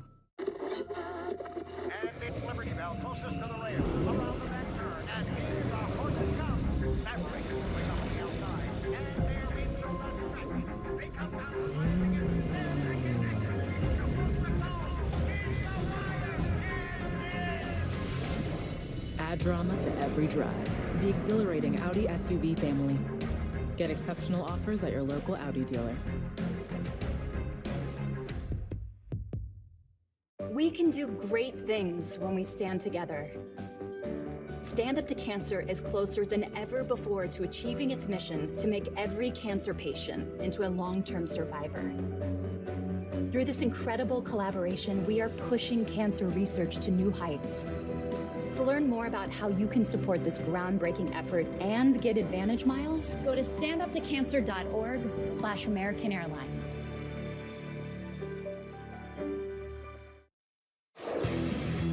Chris Shear back here for the Michael Kay Show. The Yankees sweeping the Red Sox and heading to Toronto is brought to you by Montefiore Einstein, state-of-the-art healthcare in New York City, Westchester, and the Hudson Valley.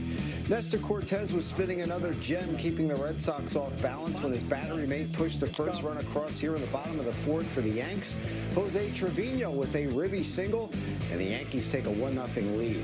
Cortez allowed just one hit through what would be a complete game shutout for him when the game was rained out after 6 innings. Here he gets Xander Bogaerts to fly out to right to end the top of the 6th.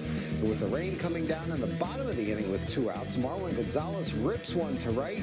He thinks the inning is over. Rob Refsnyder camps under it but misplays it. Aaron Hicks was on first, was hustling with 2 outs. He's able to score standing up. Yankees take a 2-0 lead, and after the 6th, the game would be suspended and eventually called.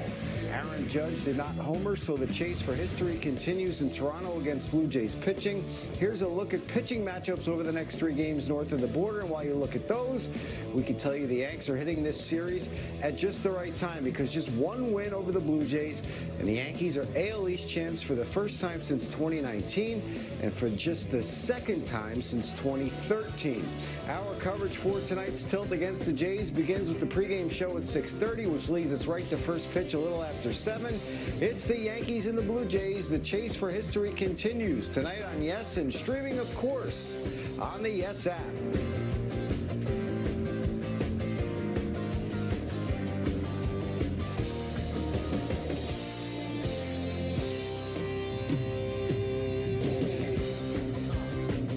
let's go to the phones. 1-800-919-3776. We'll start with Greg in Belmore. Greg. Greg. Greg. Oh, Greg. Sorry, guys. Can you hear me? There you Yeah. are. Oh, sure. Hey, guys. You hear me now? Hey, sorry, guys. First time listener, first time caller, long time listener. Question for you, Michael. I got a little bit of a quiz for you. Okay. Who is the only manager in MLB history to manage a World Series team and then go to the losing team that next year? The guy from the Cardinals in '64. Let me get his name. Ooh, very good. Yeah. Why is that name slipping me? They fired Yogi, and this guy, he was a complete bust with the Yankees. Yeah. Give me his first name. I'll give you his last name. Johnny King. Oh, thank you. That's both names, but yes, I should have that. But thank you, Greg. Yeah. Now let me ask you something about the Mets, Michael. I understand the concern with Jacob deGrom and how he's looked somewhat human in his last start against the Athletics. When you see this team line up against the Braves, how far exactly do you see them going realistically? The Mets in the postseason. Realistically, I think they could win the World Series, especially if deGrom is deGrom. Really? Yeah, I mean, they've got probably the best closer in baseball right now. They've got two top-flight pitchers, and Chris Bassett is nothing to laugh at. So I think if they could get back Marte, they've got a team that has a bat-to-ball skills. They work pitchers. They have a pitcher throw a lot of pitches in the first inning. Now, do I think they're better than the Dodgers? No. But can they beat the Dodgers? Yes. So I don't think the Mets are going in to take a series, right, Don? They're looking to win the World Series. The only thing is I think they have to win this division. I think that extra layer is going to really hurt them. But I know they lost a series to the Braves the last time they played them in Atlanta. But they also won 4 out of 5 at Citi Field not that long ago during the course of the summer. And if they win the division, they get home field advantage. They'll get the bye, line up their rotation. Strider, by the way, is on the DL or IL. I don't know what his situation is going to be, but if they lose him... That's a big loss. I think he has an oblique, and that takes a while. Yeah. Yeah, so he's on the 15-day IL. I think I think it might take care of actually the rest of the regular season, and then we'll see what happens come playoffs. But if they can hold him off, and if they hold him off, Michael, that means that I would think at least won the series in Atlanta. I'm bullish on this team, Michael. I just want to avoid the wild card because I think the wild card and the extra layer would probably hurt their chances. Now, the Dodgers, that's a really good team. That's a scary good team. But, again, they've got problems with their rotation. They've had 8 different closers during the course of the year. Nobody's invincible here.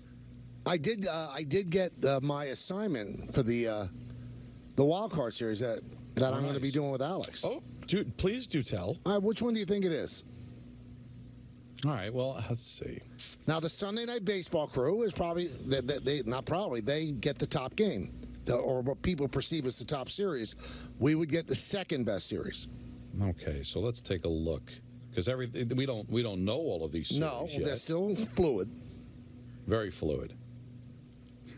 Because this would be wild card, so obviously there'd be no Yankees, Dodgers, hopefully the Mets.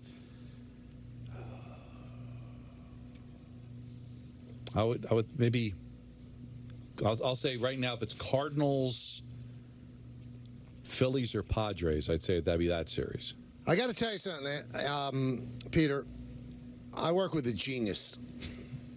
Put it all together. He just nailed it right there. He nailed it. And he didn't even hesitate. He nailed it. Wow. And who are you doing the series for? ESPN on TV. Radio or television? Wow. On TV. Now, how about this for getting a little bit of a chill, right? The things that happened to him that would literally floor us. You would need smelling salts if I were given these opportunities. Michael sometimes don't even tell us. Yeah, he saves it for the air. We find out like everybody else. He's mentioned it before, but it's been taken in such a low key fashion. Was that part of the K-Rod deal? Yes. Are you doing it with Alex? Yes. As a regular broadcast, not a... Do me a favor right now, by the way. Just tell us on the air, because Natalie asked me yesterday, she was curious. I'd like you to reveal how much extra you're getting paid for the K-Rod cast and the game. What? That can't be included in your regular ESPN radio salary. It's a completely different deal. What's wrong with you? Right. So lay out the number. I want you to tell us right now. You tell me what you made for DJing in Buffalo on Saturday, and I'll think about telling you. Okay. Do it. Do All it now. Hold Do on. it. Hold on. Do it. If I tell you right now what I made to get paid this weekend. Call him out. Will you do it? No, I will not. Oh, weak. You offered. You took it off the table. I know. You reneged. You can't renege, man. Now, how about this? This actually got me nervous when I heard it.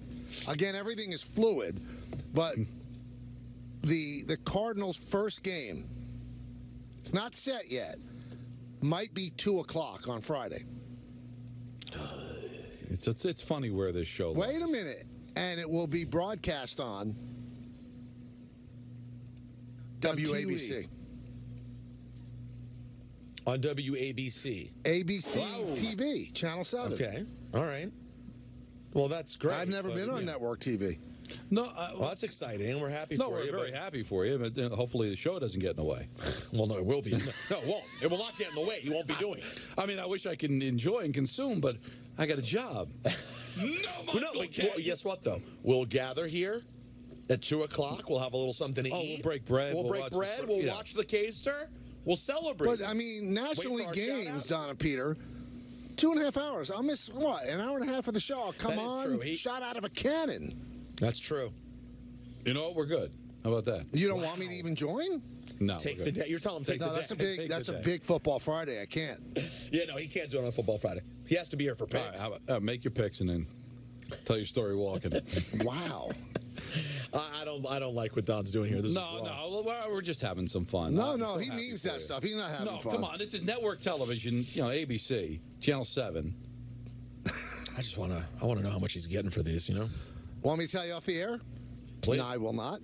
Why does Natalie care? She wanted to know if I was getting money for the Sia shirt at the stadium. What's going on with Nat? Is she wondering how much she's getting for the wedding?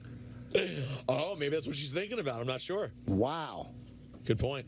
Interesting. When Judge is about to break the record, or at least tie it, By the way, it's happening tonight. there is no bigger ENN. He's tying it tonight. He's going to tie it tonight. Yeah, it's going to, after the whole weekend with everyone waiting, it's going to happen tonight in Toronto when everyone's watching the Giants game. That's when it's happening. Wow, you're mean. It's not a diss. You know what I'm saying, though, Don? The pressure's going to be off. It's just going to be a quiet night at the Rogers Center. Hopefully their internet works, and he's going to hit one tonight. I got a text from Greeny who said, Michael, you would definitely hate Rancid.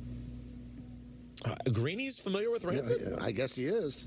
But I'm impressed. they're not what the name suggests. No. They're kind of They're like pop punk ska-ish, right? Yeah. It's not like hardcore. Find something quickly, Anthony, if you can. I know you got a lot going on there on the other But side. find some Rancid. Thank you. Wow, I didn't know that Greeny was. I don't know what Greeny's musical tastes are. By the way, it's typical sport. Billy Joel, Bruce Springsteen. How do you know? How do you know? I just know he doesn't. Those sports guys, they don't leave their comfort zone. Wow, you're really passing judgment. Right. Here. Well, you're a sports guy, so you're not that guy. I'm more than a sports guy. I think I prove that every day. Now, by the way, I just want to say this right now. I hope Greeny's still listening. It's expected that Greeny will be at the anniversary party, and if it's not, we'll see it as disrespect. I'll walk. If he's not there, you'll leave. I'll walk right out. It's That's only a really interesting. if Greeny's there. Come on, he's a part of fabric of those 20 years. He is. He's the one guy up there that cared about us. Right. He's got to be there. He's got to be there. Who else is a gotta be there guy? Or gal? Because I'm being serious. We had to fly Beetle in, I think. That would be nice. Joey, yeah.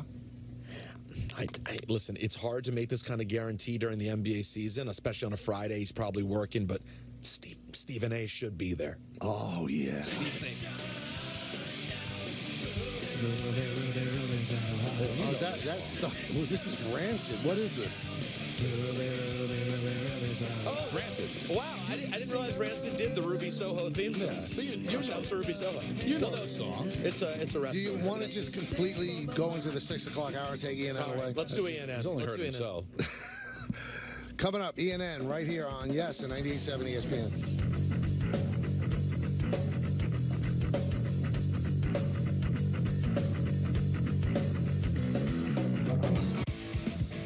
The Michael K. Show on Yes is brought to you by FanDuel. Make every moment more. Hey, big man. Go ahead. Dave told me you got some kind of great system for betting that really works. It's true.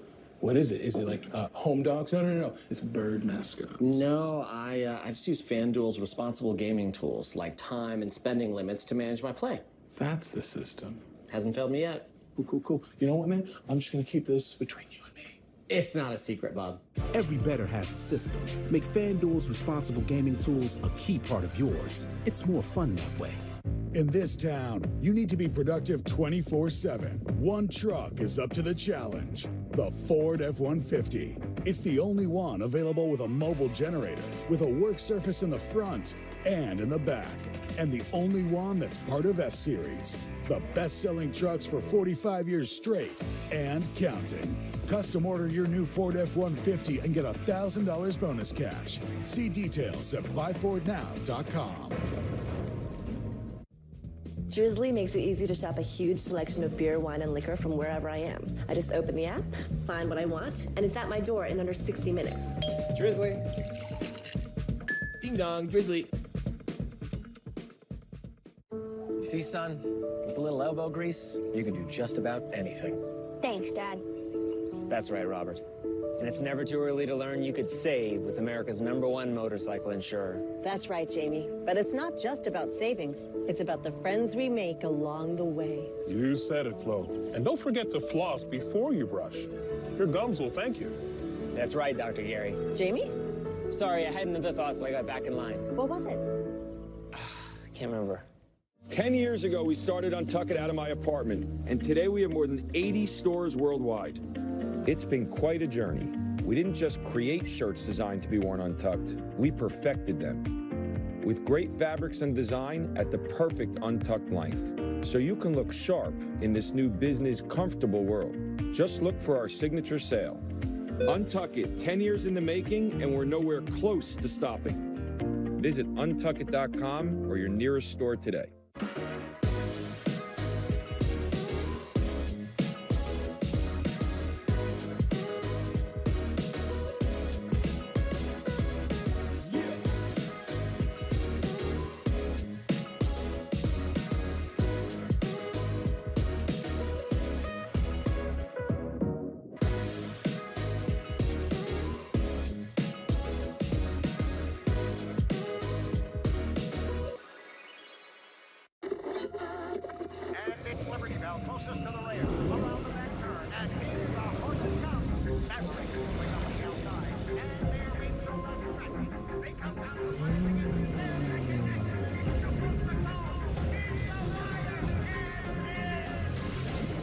Add drama to every drive. The exhilarating Audi SUV family. Get exceptional offers at your local Audi dealer. Meet Google Pixel 6a, the smarter phone that can see in the dark with Night Sight, fix your photos with Magic Eraser, and photograph all skin tones accurately with Real Tone. Google Pixel 6a. Switch it up and get the all-new Google Pixel 6a, all for a smarter price.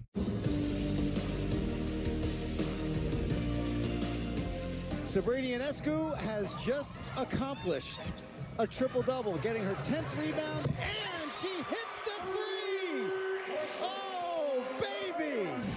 Yeah, I'm excited, but I think I'm more excited that we got a win.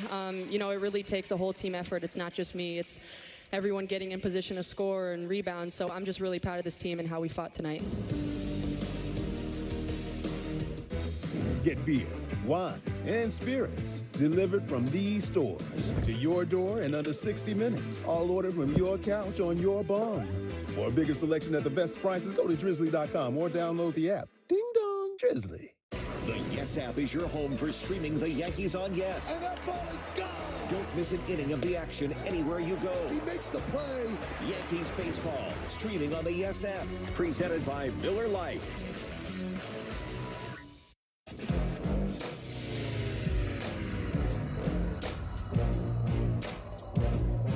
Hey, ladies and gentlemen, welcome to ENN. Hello. On Tiwi. Ray Rowe. I'd like to start off by saying good evening to Michael. Ty Cobb. And to Michael. It's the tone. He's taking like a tone like, oh, I have the audacity not to watch. Babe Ruth. He's playing right field. That's the way it sounded, Michael. Michael? Now we shift from something that Don doesn't care about to something that Don does. Something happened. Time for Diamond Notes, brought to you by 2 by Long. Oh, boy. Don't tell me what I want. You tell everybody what you want, and then I'll tell everybody what I want. That's right. Good evening, Don. It's baseball, so Peter's drifted off. See, that's just unfair to you, Peter. And what's that, Don? Michael's Mr. Baseball Boy.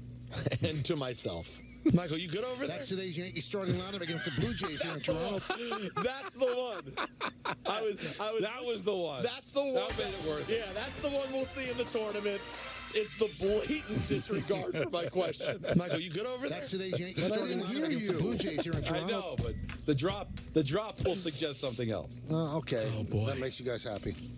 What's wrong? Yeah, do what you want. That's got legs. That's a 5 seed at least. That, as time goes on, that could be something. I feel really good about I'm that. telling you this one thing you guys haven't even considered, and we don't want to get too much out on the air. I don't know if we're going to have Drop Madness next year. Why would you say that? Whoa. Think about stuff that's going on, which we can't mention. No. Oh, yeah. Everything here's No. No. I don't. What is he talking about? It's in March. I don't know. No Drop Madness. What has he got going on that we don't know? Not me. I don't know. I'm being told we should keep this private. Yeah. Sounds like internecine. You know, I worry about internecine thing. Listen, I don't know what you're talking about. Really? You have no idea? No. Wow. No. We're going to move on. Michael, you good over there? That's today's Yankees starting lineup against the Blue Jays here in Toronto. All right, so... He's such a bad guy. Coach Salas said earlier that he is hoping and expecting Zach to be back in week 4, but he's still being evaluated, and hopefully we will have Zach Wilson back at the helm of this football Didn't team. he tell us that a while back, and then he was out in 4 weeks? Why? Yeah, sure. I remember thinking it would only be a week or 2, and then it turned into 4. That is correct. I just sent you a text on. I think we should change the name of the segment to Soft Sala, since that we go so soft on it. Oh, well, I don't know if I like that name.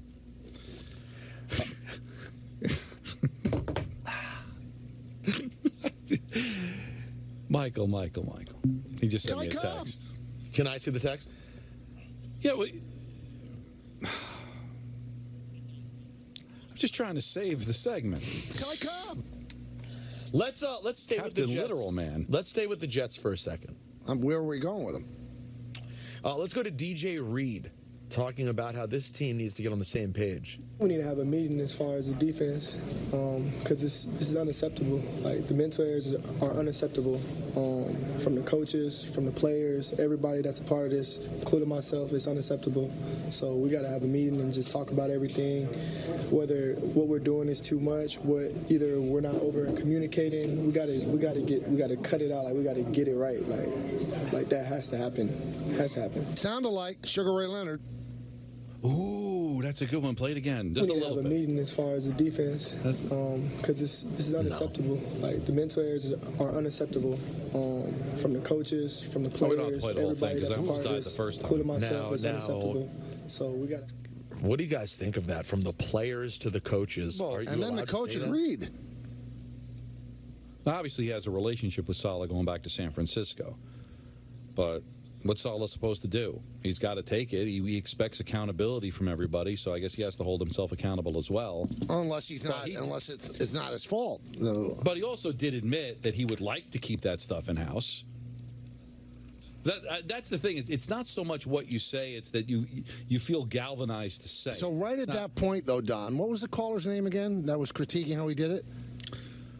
Frank. So Frank wanted us to go into Salah's office with a ball-peen hammer and smash his brain open because he didn't agree with how he answered the question. No, I get there's a certain way that fans like that. They're frustrated. So we want go on the air and say, Robert, you're awful. You should be fired. You should resign. Or you're a liar. Liar, but the thing is, we'll ask the questions and then you answer them and then you decide. Like, I don't know why we have to be the executioner. Look, I just came up with a great thing. We report, you decide. Oh, I think I've heard that before. No, I thought that was brand new. But isn't that really what we're supposed to do? Mm-hmm. It's not a place of being gutless. It's just you ask questions, he answers, and then you decide what you want to do with it. But between DJ Reed's comments and Quinnen Williams needing to be held back from Aaron Whitecotton on the sideline, I have never in my 61 years on Earth heard the last name Whitecotton until this. I got to tell you, me. Never, ever. I've never heard that last name.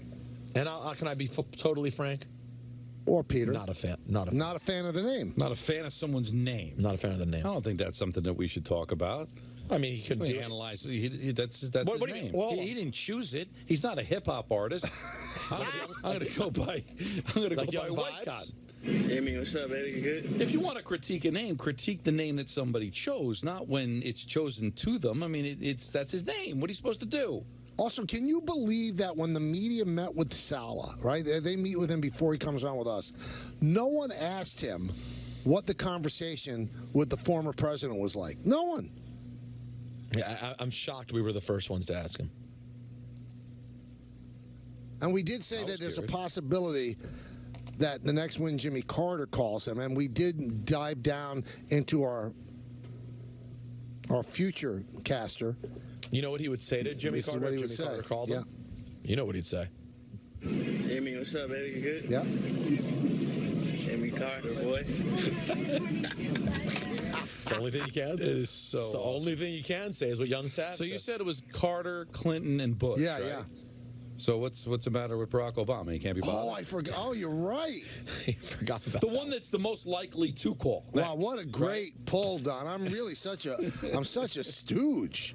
The most recent one. Well, no. Trump is the most recent one. I'm beside myself. I couldn't remember. And I lost his name again. Johnny Keane. How could I not remember that stuff? Oh, it was not a memorable season. But I mean, it's a memorable move in Yankee history. I remember who the Cardinals beat out to win that league. Beat the Phillies and Gene Mock. That's right. That I remember. And beat the Yankees in 7 games. Now, I don't know if you guys know this, but the New York Giants have a big football game. Oh, yeah. Foosball. Yeah, the big foosball. You know the foosball.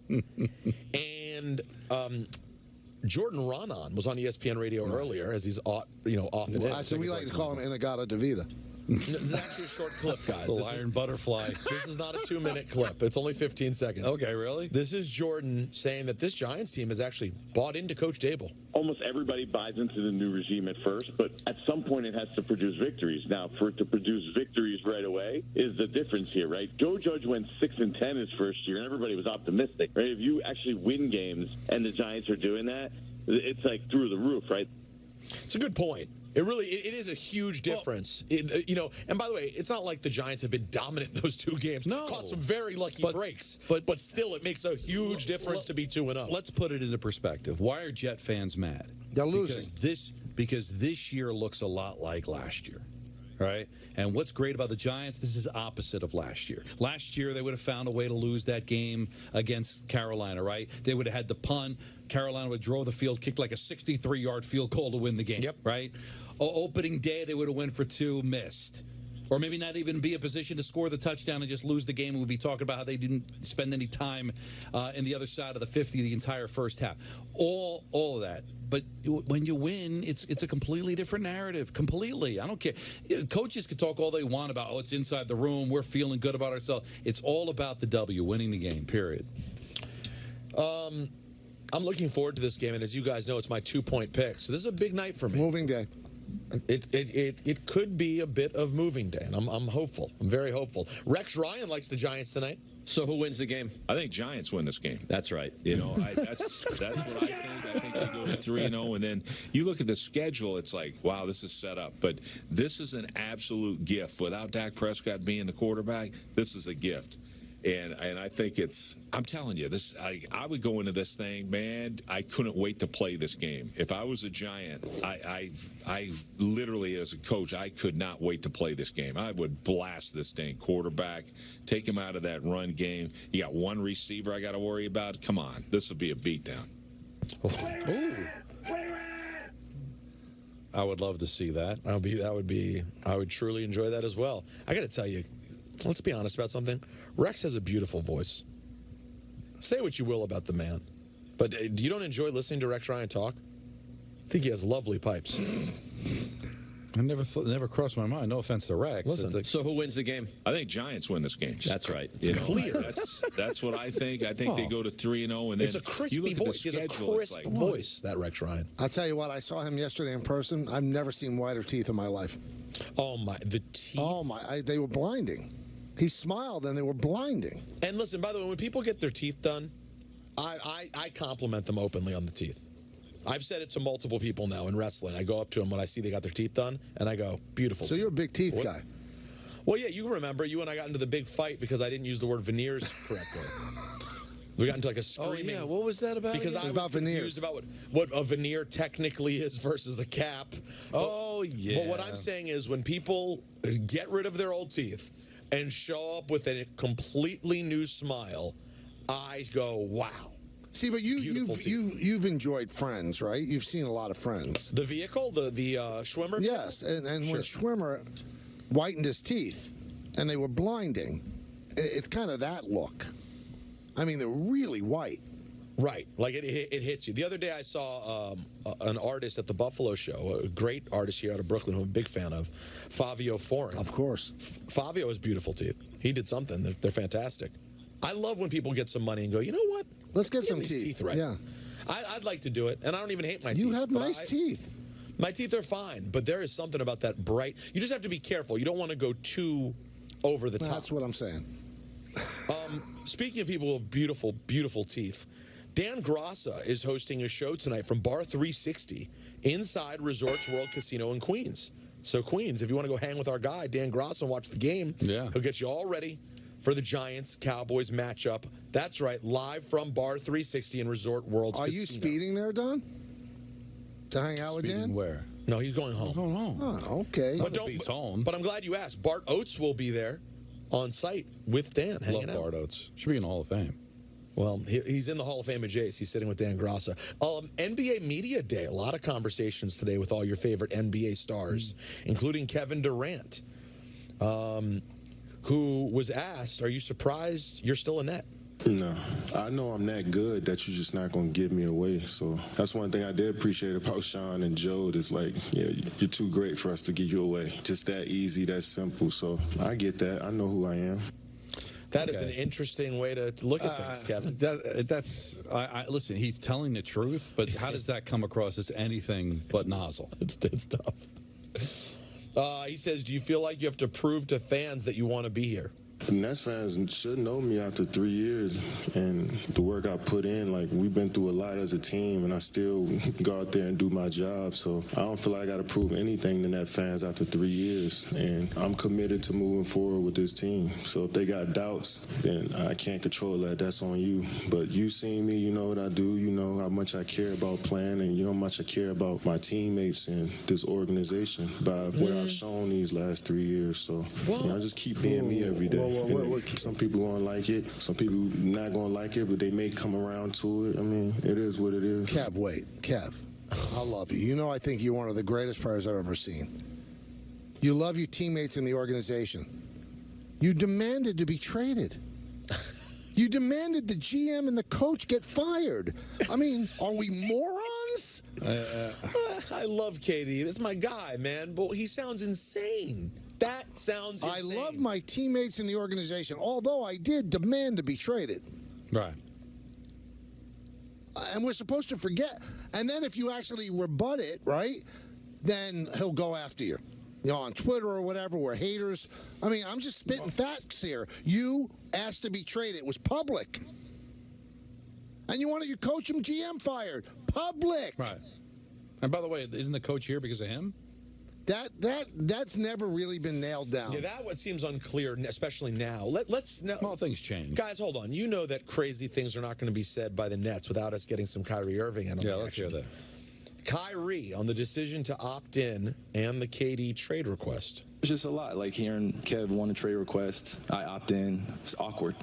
it's very awkward. I'm sitting at home like, I don't know what to think of it, but because there's a trust that we have within each other, I just ultimately want to see him do well and be happy. So if that wasn't within our organization, I was going to have to accept that and move on. And I knew that I could move on and get to a place where I knew Kev could be comfortable and everybody could be comfortable. Sean, Joe, just our whole entire family and culture in which we speak on. I think it needed, some honest conversations, and that's what we did this summer, and that's what we had. So to reflect on it, I hope I answered a little bit of it. There's a big timeline, a lot of days in the summer where the off season has taken its own emotions and courses and, thoughts on what's going to happen. So I tried to just center in on what I want to accomplish, and that was just focusing on being the best teammate I can be and being on a great team and what that means to me and really embodying that action every single day and not just saying it. So I don't want to get too wordy or too preachy up here, but I had a lot of time to think, and making the decision to come back to Brooklyn was the best one for me, best one for me to fit in here and just figure it out along the way as we get this party started. Well, listen, I want to give a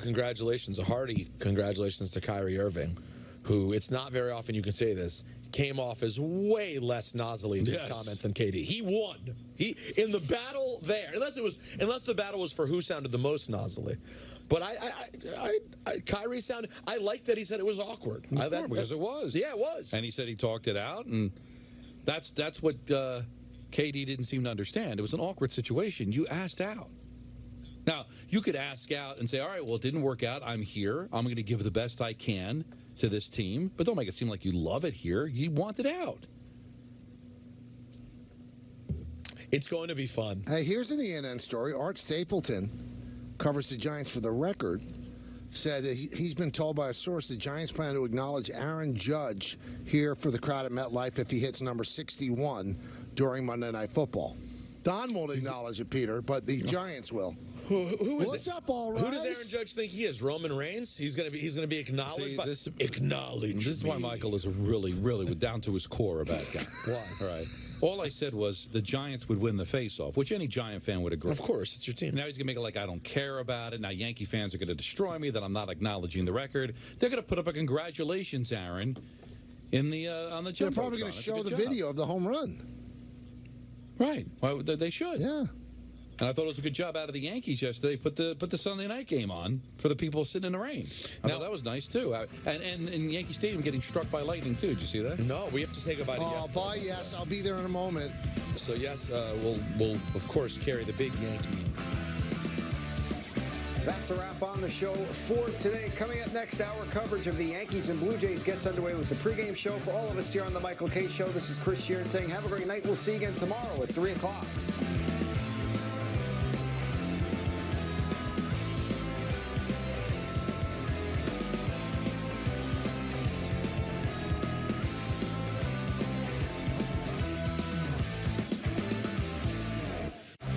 The Michael Kay Show on Yes is presented by Untuck It.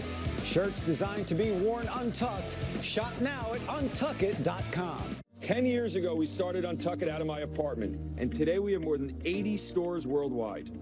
We didn't just create shirts designed to be worn untucked, we perfected them.